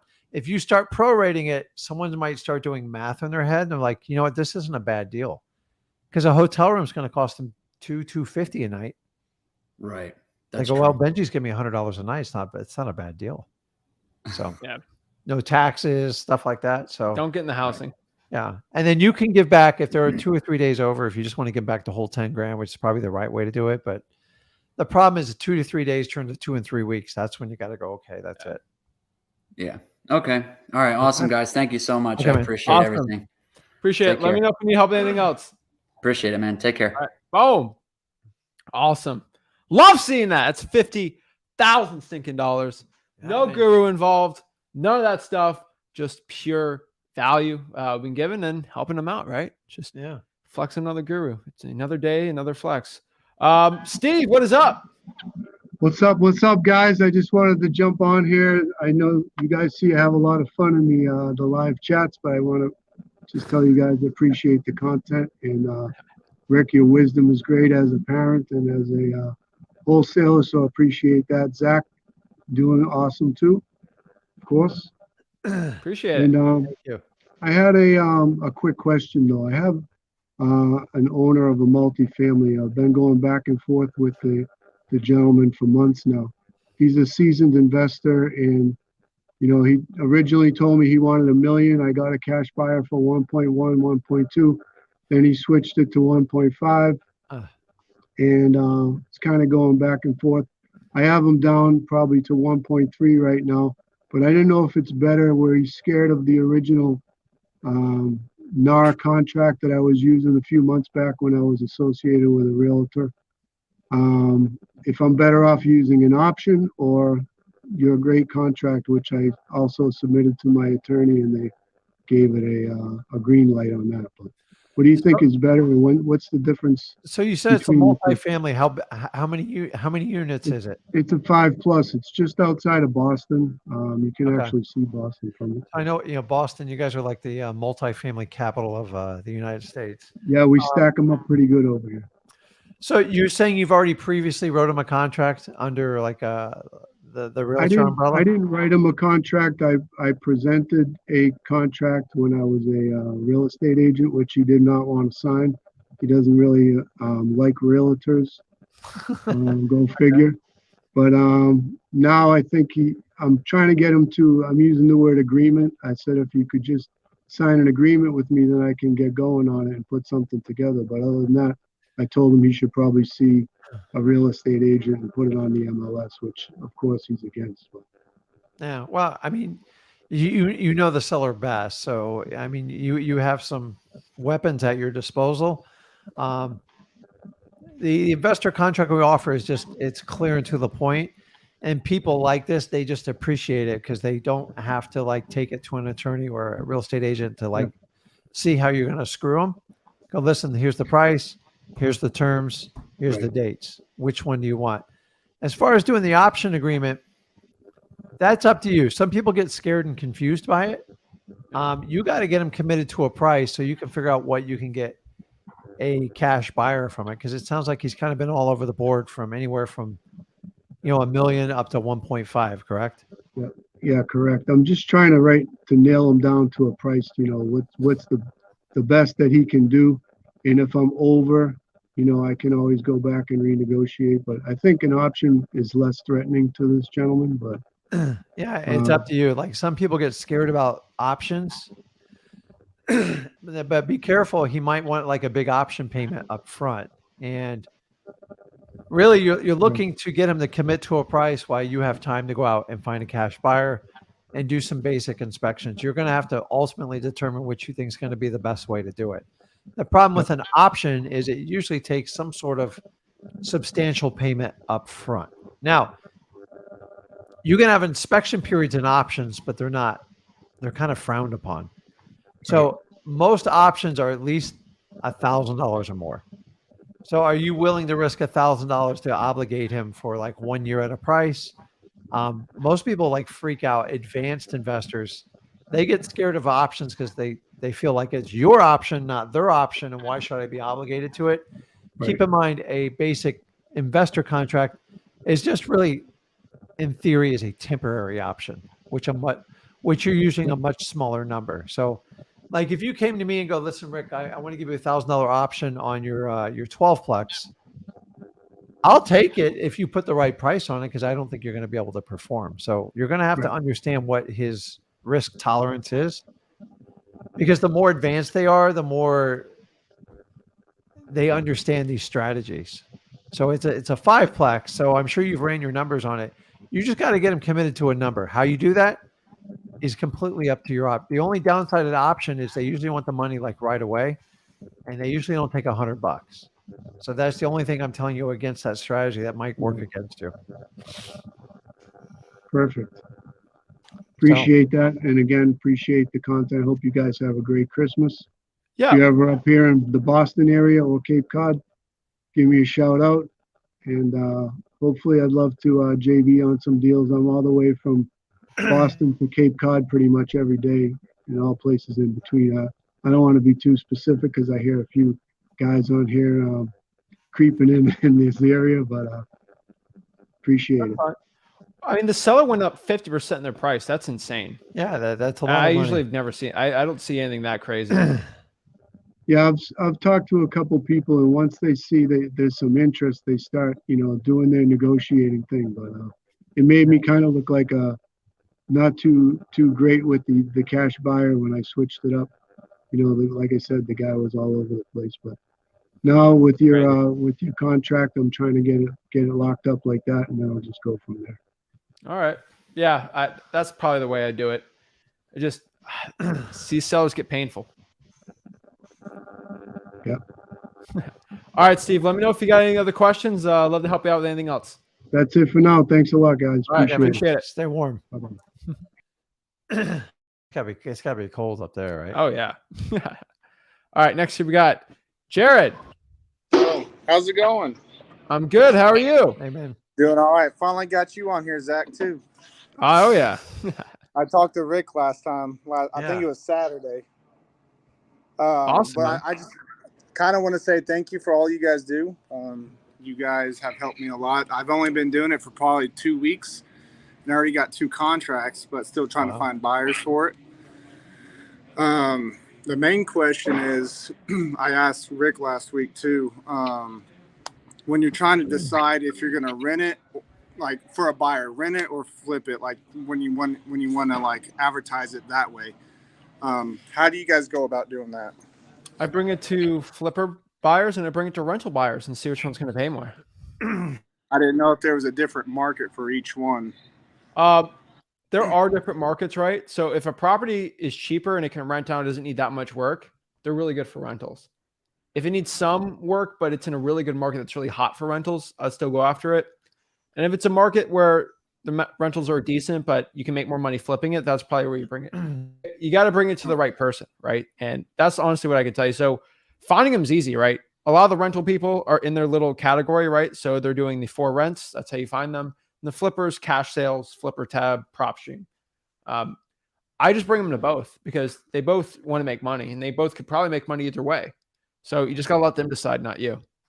Because you're ultimately selling the contract. Also the inspection. I recently partnered up and JV'd one of my contracts because I can't find a buyer and he has a big buyers list.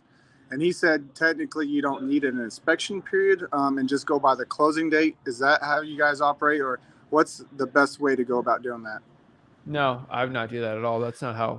So it's just, this is bad advice. So write it off as that.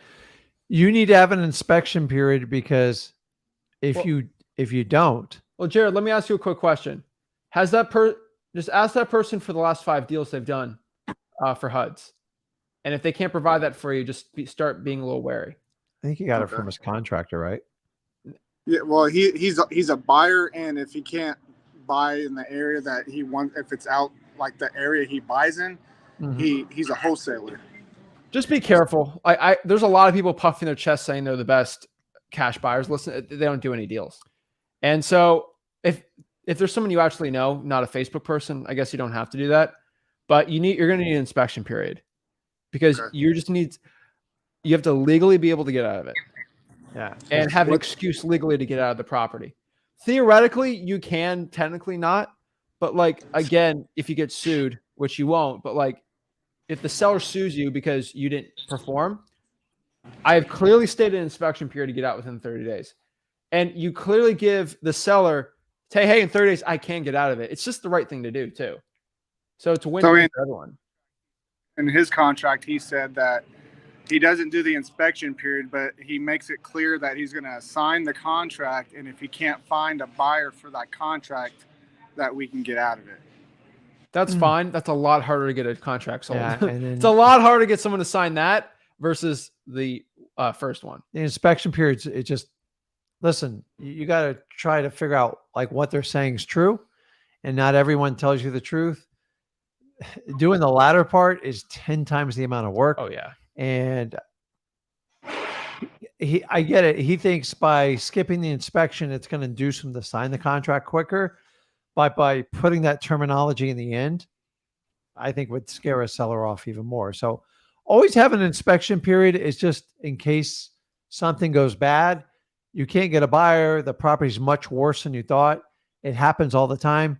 You want to have the legal ramifications to get out because in case you were to get sued, go, listen, I had a 21-day inspection period. I got out on the 10th date. Here's the email. Here's the proof. Oh, case dismissed. You do it the other way, you have to go to court and fight it all the way out. So I've been in court. I'm here to tell you, you always want an inspection period. It really kind of protects both parties. And I've never written a contract without an inspection period is not correct. But keep in mind, guys, I've been doing this 20 years. Every now and then I got to reach on something I really want. And I'm usually buying it way below 50 cents on the dollar. And I'm very familiar with the property. End of story. Okay. So at the end of the day, you got to protect yourself. What we're trying to do is this technique is about managing and mitigating your risk. Okay. Because if you get sued, even if you're not wrong, in the United States, you have to defend yourself. The average lawsuit just to defend is almost $10,000, even if you're 100% right. So if you get sued, it will cost you 10 grand to unwind your name on average. Okay. Ask me how I know. And it's ridiculous and it's not fair. So when someone gives you advice, don't do an inspection period. It's just their personal thing. I've entered into probably 10,000 plus contracts. I'm just telling you, protect yourself at all times. And if you stick to this rule, you minimize your risk. Unless you like risk, then get rid of it because eventually someone will misinterpret what you say. And then you have to unwind it in court. The inspection port clearly gives you an out without having the other party's approval. And any case would get dismissed as long as you follow and follow procedures on it. I used your guys' contract on it, and I did use a 14-day inspection period and a 30-day closing date. But when I started to JV with this guy, he was asking to just do the closing date, do an extension on the closing date. But I extended the inspection period from 7 to 14, and because I had a 7-day at first. Yeah, we like 30-day. 14. Yeah. So if you can get 30 days in today's market, it's just a little more ideal because you can kind of wrap everything up into it. But listen, I keep the inspection period because it mitigates your risk. That's the main reason you do it. And buyers and sellers are comfortable with the conversation on inspection. They understand it and they have to honor it. If you start trying to put your special little clauses in the addendum, that's where miscommunication comes. And that's when they hire a lawyer. And remember, even if you're 100% right, if you got sued, you have to pay to unwind it. Because after 20 days in the United States, they're going to enter into a default judgment against you. And then whatever they decide, you're going to get. So for that reason, the inspection period, whenever I've had an inspection period, someone's threatened to sue or do something, it kills it instantly. There's no defense to it. I had a 21-day inspection period. I let them know on day 10. What's the problem? Yeah. The judge is going to say the same thing. Dismissed. And how do you guys think the mobile home market is? Is that a good market? Like if because I'm in Knoxville, Tennessee, and there's a lot of surrounding areas that's not as populated as Knoxville, but they got a lot of mobile homes, like If on it's in good Knox property. County, it's gonna be good, dude. So Okay. you That's have where I'm in Knox County. yeah. There's two ways to attack it. Either you can attack the entire mobile home park. It's not that hard of a strategy. It's a long due diligence period. So you have to have at least 90 to 120 days if you buy the whole park. That's the super sexy thing because you can take down 200 units in one shot. And the really cool part is a lot of the financing is created amongst the seller and the buyer. So because banks don't want to go all in on a mobile home park. The second way is the individual mobile home parks. Maybe that you're speaking to that. The only rule on that is to make sure they own the land underneath of it. If they're leasing the land, it's a nightmare. Yeah. You don't really have anything other than a car So if you hear parked the on a key piece of term land. lot rent, run. Yeah, if you hear the word lot rent. Other than that, why are they so attractive? Because it's the new affordable housing in the United States. The taxes are very, very minimal, and they don't go through the roof because it's only assessed on the land value. And number three, mobile homes are like cheap. They can be in and out. So a lot of times in the state of Florida, I can buy a nice trailer home for around 60 to 70 grand, have it dropped on as long as utilities. And I can rent that sucker right off the bat for $1,200. The math already works instantly just by having somebody have the land. So if you can find a mobile home, like we used to turn them down all the time. So we can buy one now for 10 to 15 grand if we can find them anymore and rent them out for 1,000 plus. It's very hard to do that with regular single family homes because the costs are so high. And I like them. They're a low entry point. Yes, there's a little bit more drama collecting the rents, but on paper, it's probably some of the sexiest cash flow you'll ever see. Okay. All right, guys. I appreciate it. Okay, man. Appreciate Good it. luck. Go after it, Jared. Have a good one.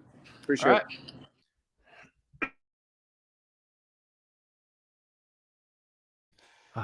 Next here we got Javier. Hey, what's up, guys? What's up? How are you? I'm good. How are you guys? Awesome. How can I help you out become a better wholesaler today? I wanted to see if we can role play cold calling. Okay. Sure. Just because I've been cold calling, but I feel like the way I say things, like I don't come out as like confident, and then the sellers don't take me serious. Okay. Let's go. Now shoot. Okay. All right. Ring, ring, ring. Hello? Hi, is this the owner of 123 Main Street? Yes. Hey, this is Javier. I just had a quick question. Are you interested in selling that property? Possibly. Okay. Can you tell me a little bit more about it? I mean, what do you want to know about it? Why would you be interested in selling it? It's none of your business. Okay.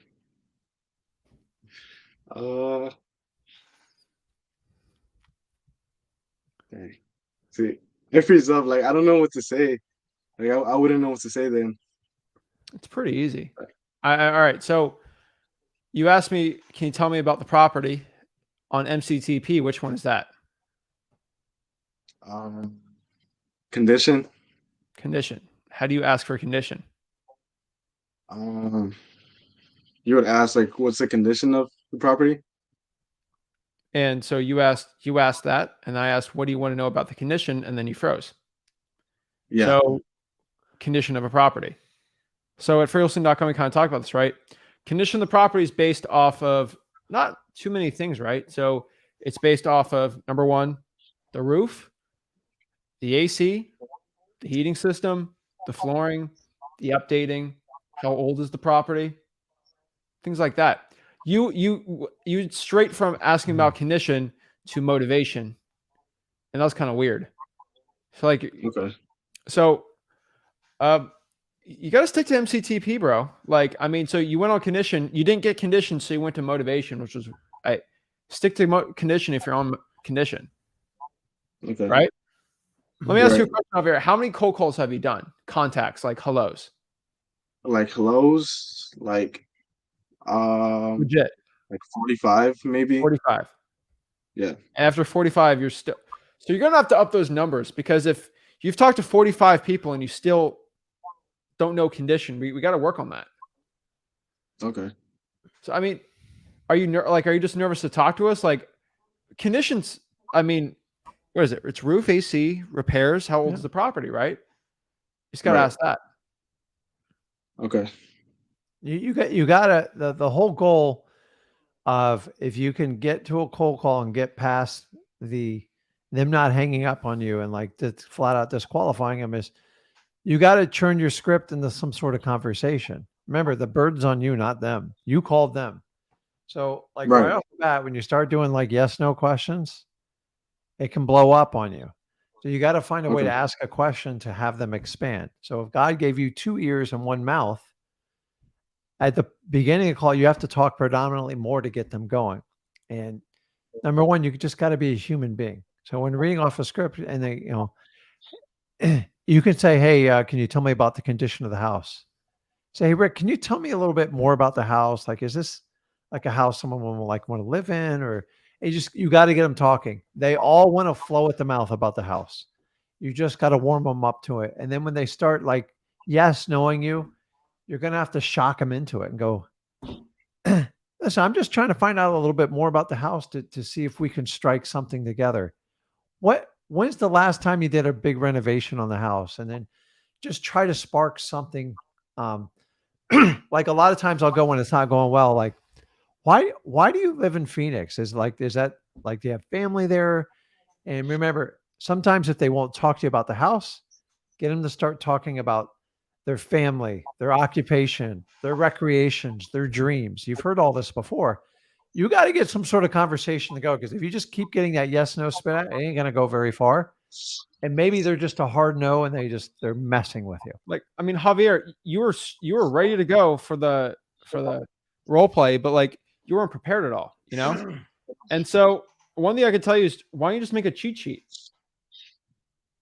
Right? Like, so obviously you were doing the telltale side of not knowing what you're saying, or not lying, but like not knowing what to do, which is just looking up while you're speaking.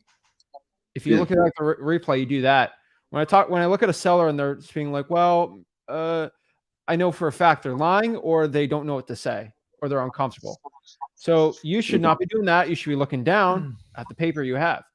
And this would be pretty simple, but like you got MCTP, motivation. Why are you looking to sell the property? Condition. Can you tell me about the property? Roof, AC. How long have you lived in the property? Things like that. It should be a lot easier to do it. Okay. I mean, I don't think you have the experience to start winging the script. And if you can't get them talking, you have no shot at getting a deal. Yeah. So at that point, when they're doing yes, no, and you're like, does you have an AC? And you're like, yes. Does the heater work? Yes. You're going to have to shock them into a conversation. Yeah. Hey, how did you wind up in Phoenix, by the way? Just get something where they'll spit a paragraph out to you. And once they get talking, you get past. The reality is, you're a stranger. You've called them. You've caught them off guard, and they're on high alert. And until you get them past that stranger phase, you're not going to get far. The key to getting them past that is getting them talking. How do you get them talking? Get them talking about the house or talking about the self. Have you ever met anybody that doesn't like to talk about themselves or their family? No, everybody likes to talk about themselves. Hey, you got kids? Shut up, man. They'll just ooze it out. My daughter's doing this. My son does this. And once they start doing it, they talk about something they like, then suddenly you're not a stranger anymore. But you just got to get past through that stranger phase. And so on your cheat sheet, you have your MCTP, but just have like little guidelines. Are they talking? Yeah. Are they talking more than I am? And if not, like jolt into it. Every now and then when I can't get anywhere, I don't do a lot of cold calling, but I do have to make some very cold calls. Sometimes when it's not going right, I'm like, have I upset you? And just kind of like, what's the worst that's going to happen? I probably wouldn't say that on a cold call. Yeah. But like, I mean, you have. Huh? A lot of times you do upset them, but no, you upset them, but you don't really ask that unless it's going bad. I mean, sometimes they're upset with the questions you're asking, or if you're not saying it in a confident manner. Now, if you're confident, they're like that, sure. But dude, you just got to make a cheat sheet, because your lack of confidence is coming from not knowing what to say after someone says yes. Yeah. And if you have it written out, it should get a lot simpler, man. And the only way you get the repetition and the confidence is You got to keep doing it over. Yeah, and you're at over 45. You should be. You got to bump those numbers up, and you should make a cheat sheet. You're free. You're winging it, and that's not a good thing to do. You just got to get them talking. Okay. You got to get a conversation. So remember, it's kind of like the court system. The burden's on you to engage them, not the other way around. So you have to be kind of like the DJ. Like, what's the purpose of a DJ other than playing music at like a wedding? What's their ultimate goal? To like get everybody like in Get them engaged, have fun, make it a memorable experience. But when you go to a wedding, guess what? Nobody wants to go on that dance floor right off the bat. You don't want like Slick Rick going out there doing man moves right off the bat because it's probably going to clear the room. So what they do is they ease you into an easy song. You're like, Mom and Dad, come on out. And why do you think they do like the father-daughter dance first? They get somebody out there dancing first and they join them in. It's the first dance first. It is. And then all of a sudden everyone starts joining in. You got to do the same way. You got to kind of warm them up and get it in there. Inject your personality. If your family had to tell me one thing, like they're going to go, hey, Javier is the best at this. What are they going to say? Like right off the bat. Hey. What are you known for? What are you known for in your family? What am I known for? God gave everybody a special skill set. If you like it or not, you got it. So if I had to ask, especially like young kids associated with their family, they go, tell us about Javier. Sum them up in like 2 or 3 words. What are they going to say? Hey, I don't know. Are you the funny guy in the family? Are you the confident one? Are you the one that like talks everyone's head up? Are you the smart guy? one? Or Yeah, I'd say I'm like like if you're kind of stuck on something, you're come to me and like we'll figure it out. So I guess that's So you know how to solve problems. So help sellers solve problems. Like find out what you're really good at and just accent that. So many times you guys go and try to accent something that you don't like to do and you're not good at. If you're not good at like jokes and being funny, don't do it. Unfortunately, it comes a little bit naturally to me and it gets me in trouble sometimes because like I do it sometimes the wrong time with like your wife or your daughter. You guys know what I'm talking about. And I use it to cut the tension from a situation. He does it too. And sometimes it's a gift. Sometimes it's a curse. I just like to have fun. Like that's my main thing. I'm always like a funny guy.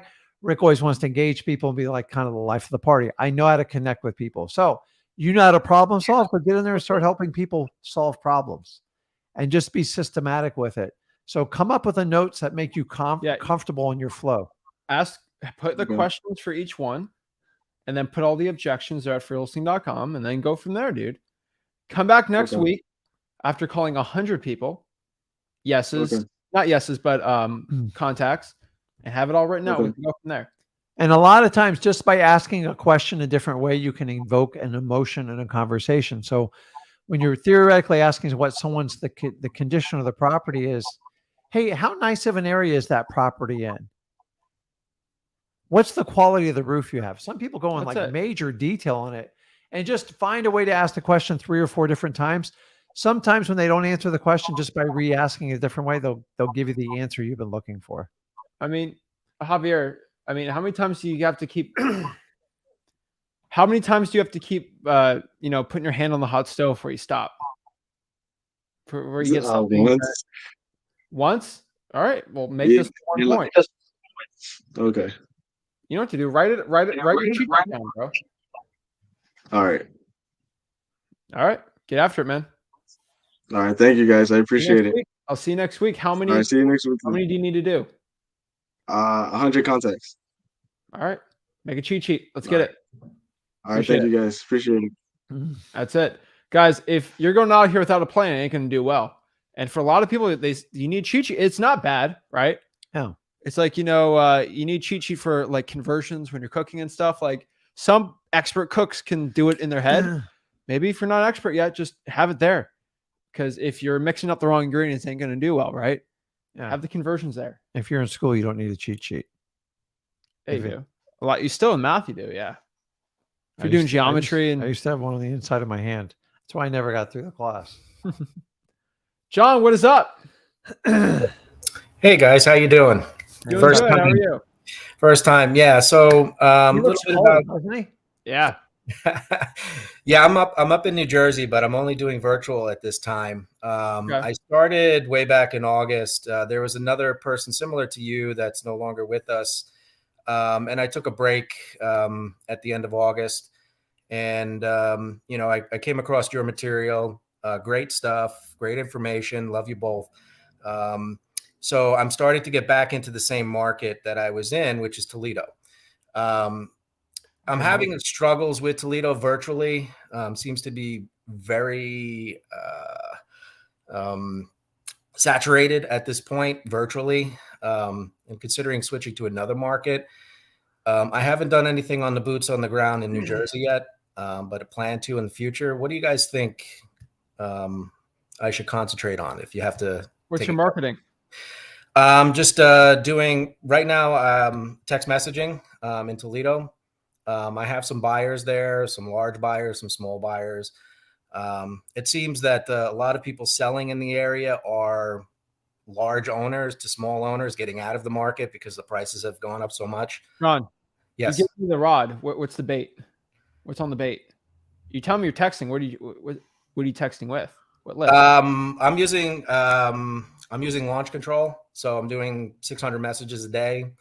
The bait that I'm using, so I've done everything from high equity to vacant owners. I blew through the same list that I did in August again, just because I had the leads. So I went through the whole thing again, started to cycle in some newer information, and just wondering, you know, what tends to work the best in that area. What do you think? So, did you watch the beginning of this video? Yes. And what's the title of the video on Flip the Book? I know. You're getting back, circling back. Okay. We're circling back. I made this video for you. Yes, all right? Exactly. So you are blaming the market, not the marketing. Add ing to it, okay? You need to start blaming the marketing. I all right. agree. So your first thing you told me was saturated, right? Yes. Because you will find it saturated because you are fishing in the same pond as everybody else. There's plenty of ponds out here, nobody's fishing. And you think it's the fish in the lake or the fishermen around you that's the problem. No, you just got to go to a different lake. And there's still in the same area, all right? Yep. So if 80% of wholesalers get their first deal from drawing for dollars, which you're virtual, can't do that, right? Yes. You got government lists, right? Yes. Like, because if every other wholesaler in Toledo, especially virtual people, are doing the paid list because it's easy, because you did the easy list polling, now you're dealing with pain in the back end. Let's do some pain in the front and make it easier on the back end. So do you think I should just put a pause on the virtual and just go to boots on the ground here in North Jersey then? No, keep Toledo. Keep Toledo. Okay. Keep Toledo. We just saw Benji. He made 50 grand on a probate. Okay. Have you been pulling the probates? The probates are very small from the list that I could do. I mean, I don't know how to get them without being in Toledo specifically. You know, from a virtual.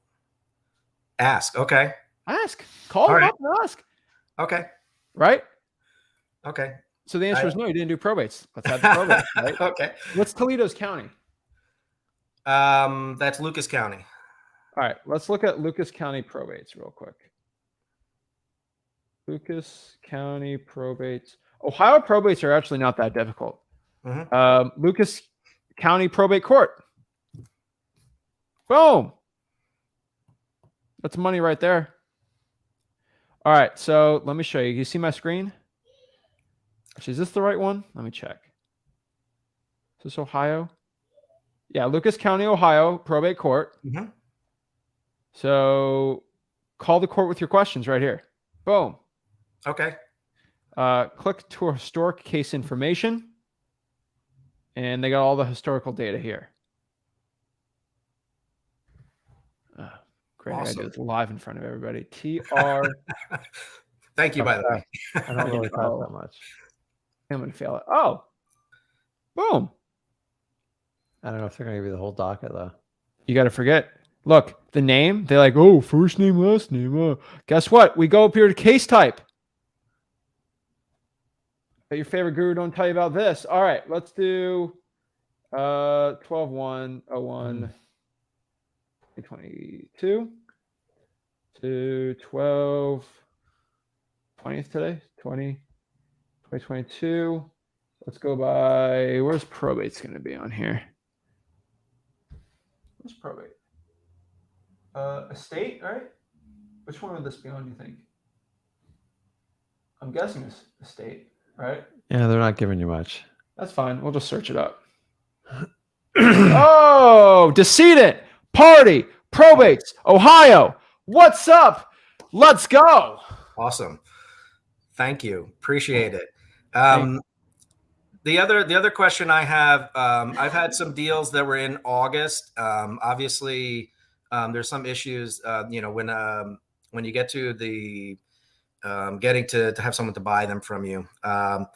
And I've since learned a lot by watching what you guys have done, talking and vetting the cash buyers, like Rick had said, awesome stuff. And now I have a large group of people, but the people that seem to be consistently buying in that area are large people, some of them hedge funds, some of them 200 plus, and getting information out of them seems to be a little bit more difficult, but they will buy, any advice on how to deal with larger corporations or anything like that when you're, Yeah, I'm not big on the hedge fund buyers right now. I mean, I'd still keep it small time. Right. So cold call in the for rents, Facebook groups, and you can even go after the flippers on like PropStream or ZachData.com, right? You just find people flipping properties. Okay. Those aren't corporations. Okay. And hey, look, flip some houses, go there, eat. And then on top of that, if you really want to get the big money buyers, realtors all day. Cash sales on cheap real estate in Toledo. Right. Realtor.com, ZachData.com, buyer represented all day, every day. Okay. Yeah, because I haven't dug into that yet, but I know about that. And that's one of the things I'm going to be doing this afternoon when you guys are done. Dude, there's a million ways to make money in Toledo virtually. Okay. And I can help you out with it. Okay, great. Awesome. We That's haven't all I talked got about for the now. areas in Toledo, bro. We haven't talked about that yet.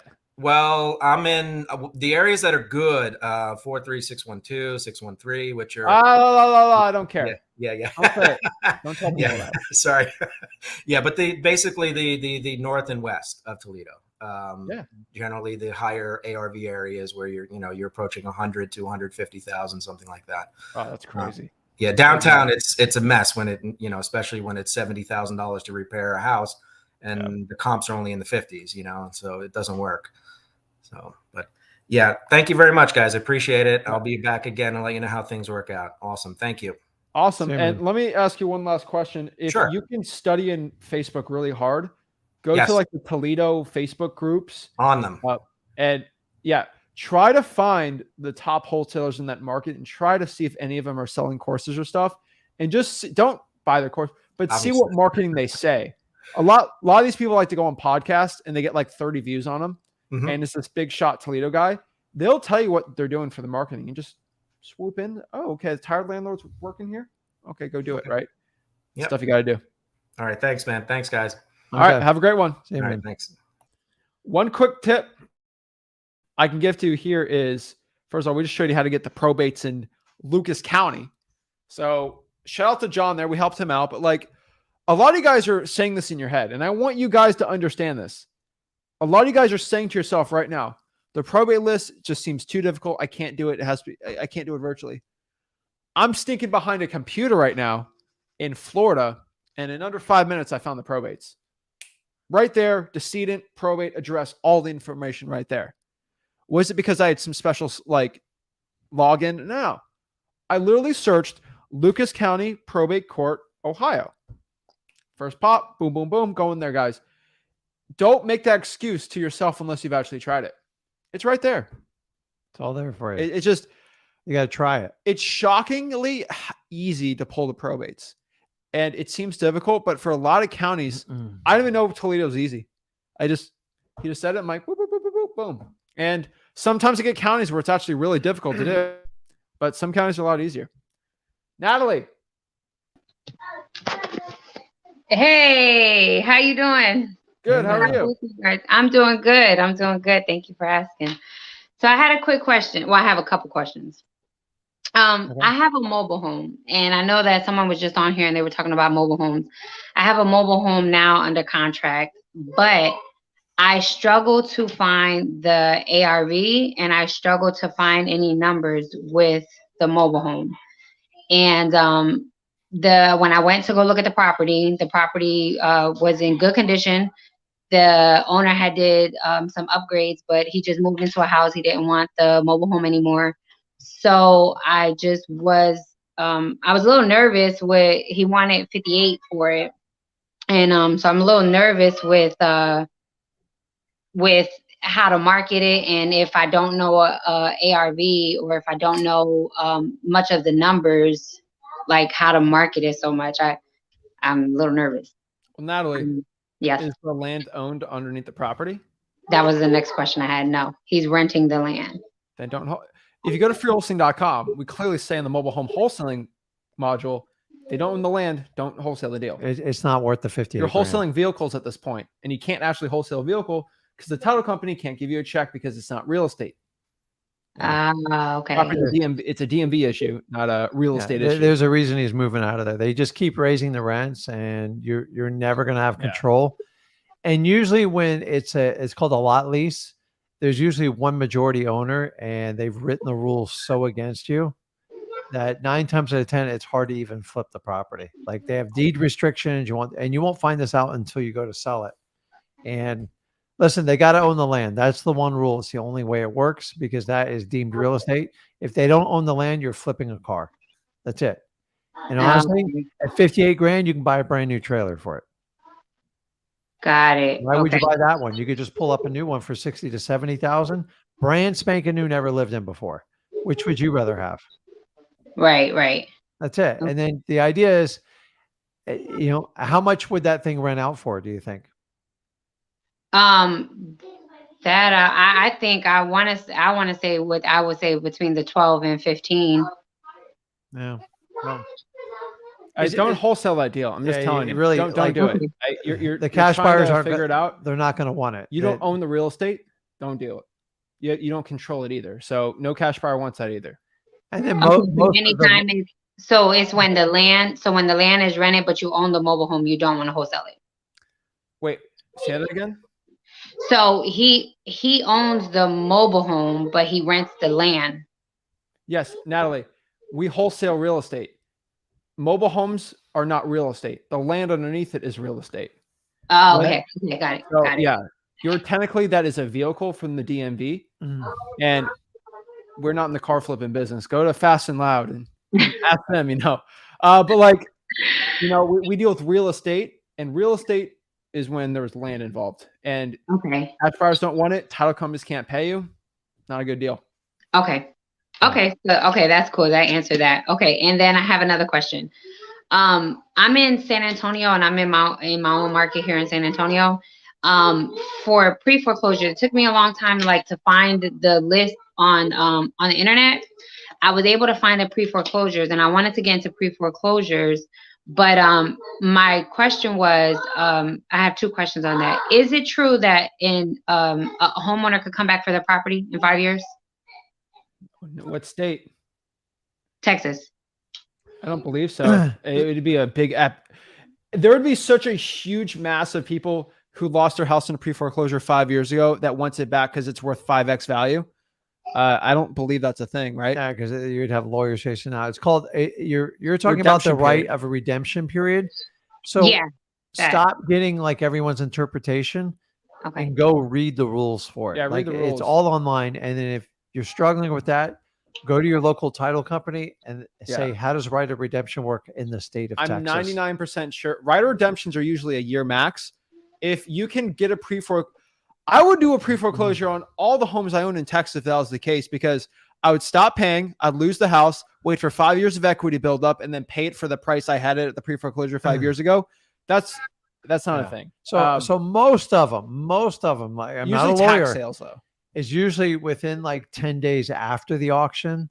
It's a very small window. Or a year at most, or 2 years. But sometimes they're a year, but there's penalties and all sorts of things with it. So look it up online and then talk to your title company, and you should get a clear answer on that. Okay. And then on that, I was going to ask, ideally, how far an auction date should I because when I looked it up, it gave me everyone's auction date I looked it up like a week ago, and everyone's auction date that I was looking at were coming up like January 3rd, January 5th. Is that a good time frame, like being in December and their auction date is January 3rd? Well, to go for it? the rule of thumb with any type of foreclosure, pre-foreclosure, the sooner you can catch them before the auction, the more options and availability you have to you to help them out with it. When you Okay. get within 30 days of the auction, it gets challenging. So what Okay. happens is before the auction, procrastination is running rampant. Like they're not going to make a decision. Nothing's happening. I'm past the red warnings. Then when they get a final notice and the sheriff slaps something on the door, says, you know, it's going to auction, public auction, complete nuclear meltdown happens. And then they call you and go, I'm ready to do a deal now. Well, remember when I told you 4 months ago, the sooner we can do this, the more options I have for you? Because when it comes to that, a lot of times it takes a court motion to stop the auction. Yeah, it says here at Texas A&M that it's only good for, this is what Texas A&M's real estate publication says. They said for Texas, it is, hold on, let me pop it up on the screen for you to read here, just to show you I don't talk out of my butt. It says right here, the redemption is the purchase plus penalties interest arises. It gives the incentive to bidders to purchase. Oh, it has to, I think they can redeem it only at fair market value, which drives it crazy. But it says this applies only to delinquent tax sales. So I don't believe for pre-foreclosures, but I could be wrong too. That's just what I'm saying. I just find out from your title company, they probably help Who you told out. you that? It was a buyer who actually said I was talking to a buyer, and we were having conversation, and I know her prior to me even getting into wholesaling. She actually was in wholesaling, and when me and her were talking, she said that she stays far away from the pre-foreclosures because of that. Well, I would talk to the title company and ask, because if they redeem it at fair market value, then I would still buy those things. Who cares? Yeah, Like, who cares? And honestly, you don't even own it that long to begin with anyway, so it's not really like your issue. So the main thing you got to understand, anyone who's in a distressed situation, they do have rights to get out of contracts and stuff. Like in the state of Florida, if someone's in foreclosure, pre-foreclosure, they sign a contract with me, I legally have to let them know that they have 3 days to get out of the contract. And stuff like that. You just got to kind of give disclosures. But honestly, the way the rules I just read from Texas, like you're fine. Like no one's going to come back and buy it at fair market value. Like it doesn't even make sense. Still talk to the title company. Yeah. Okay. And then the other question I had with the code violations, I finally was able to get code violations for Bexar County, which is over here in San Antonio, covers the wide range. But it's a lot of violations that I don't understand. I know you said before you're going for like high grass. Huh? Ask what every violation means. They give a code on them. Or no, you have to call and ask for the code. Yeah. So they either give you like a number or Well, like a letter symbols for it. They give it has names on there, and it's like a whole bunch of different names. The question I wanted to ask you both were, if it says vacant overgrown property weeds, that's what it is, right? The high grass. I want to go for those ones right there. Yeah. Okay, I just wanted to make sure. And then so I had my first deal. I just did my first deal last month, and it was actually it just fell in my lap because somebody knew what I was doing and knew how I was doing it, and so she came to me and asked me if I could help her.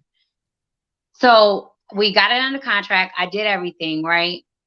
When we got to the point where title company sent her and her and buyer the master of, I forget the name of it. It was like some agreement to show seller what's, the whole layout, and to show buyer.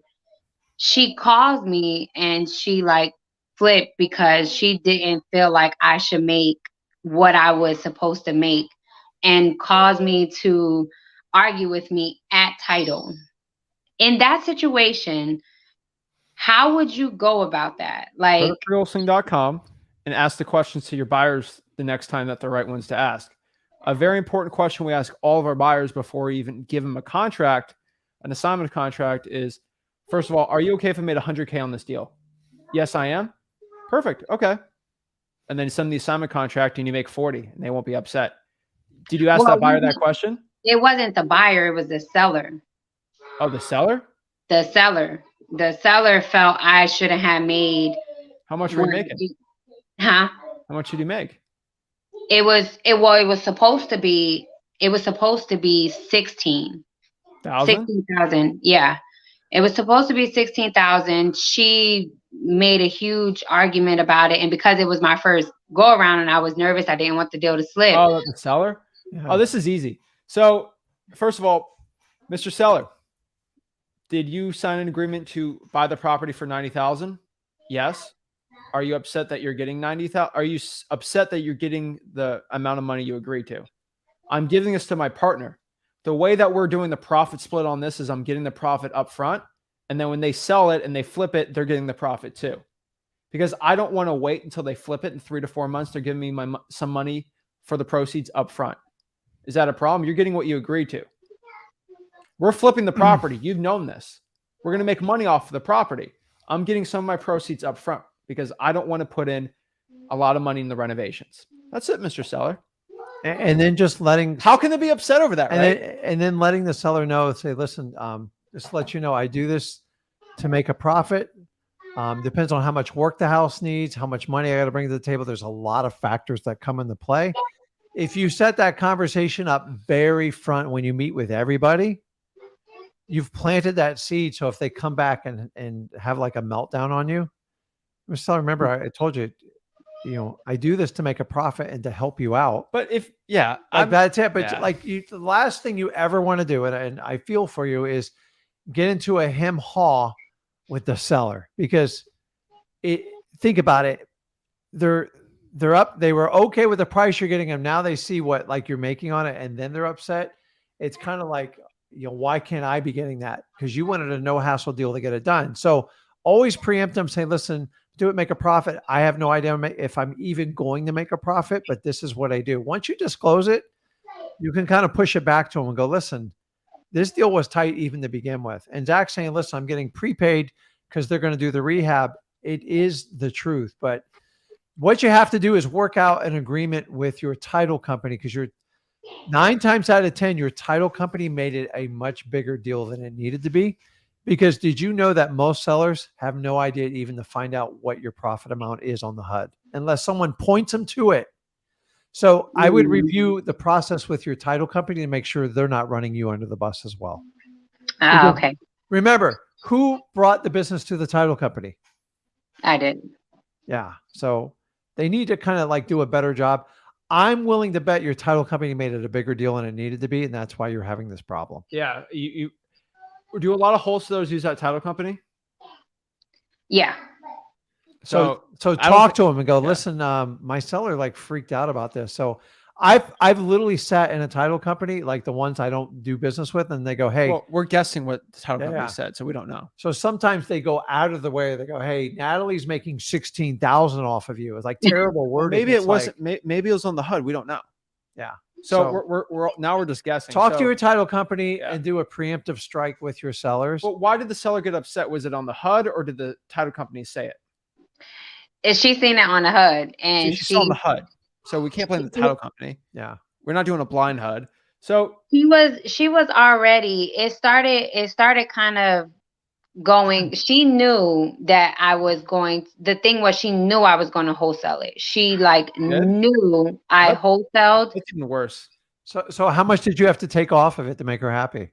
To make her happy, I had to pay the property taxes. So it was like $4,000 off of it. That's a little bit more.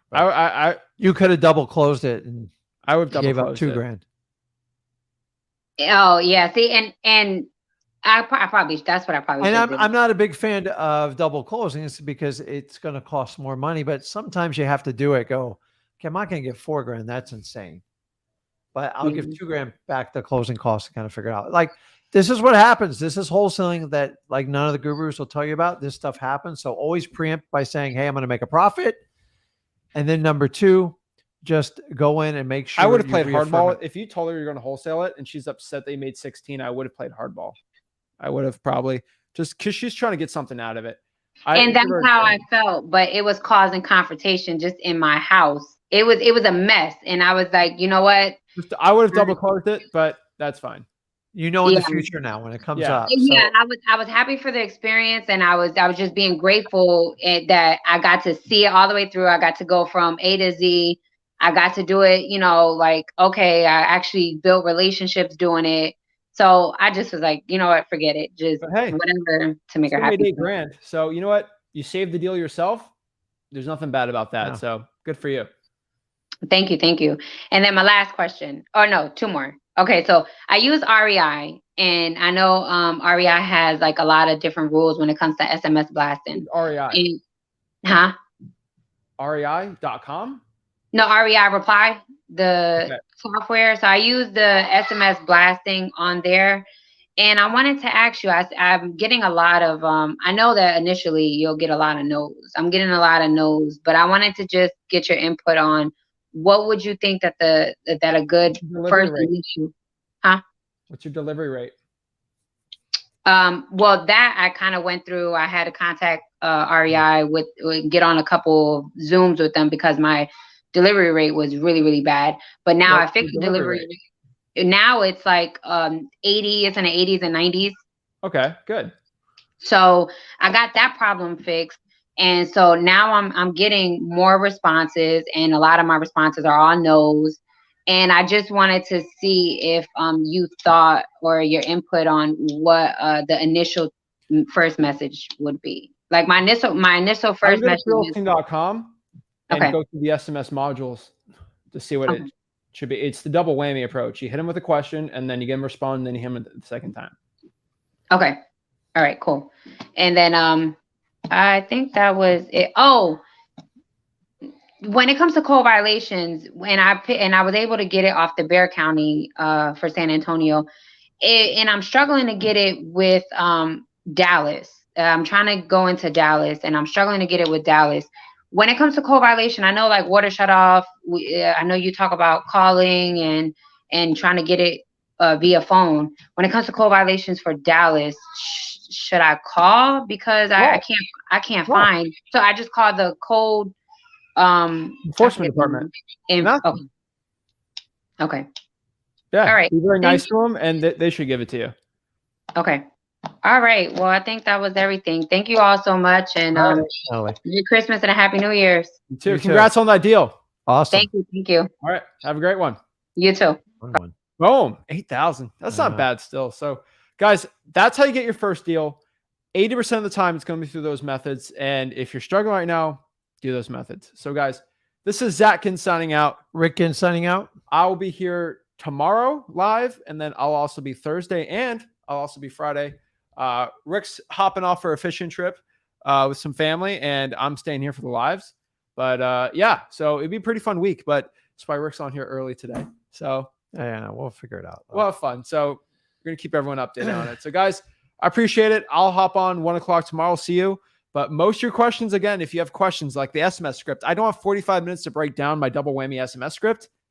But at freewholesaling.com, I have the full breakdown, how to answer with that script, all of it. So go there. It's all there. So freewholesaling.com. Make sure you guys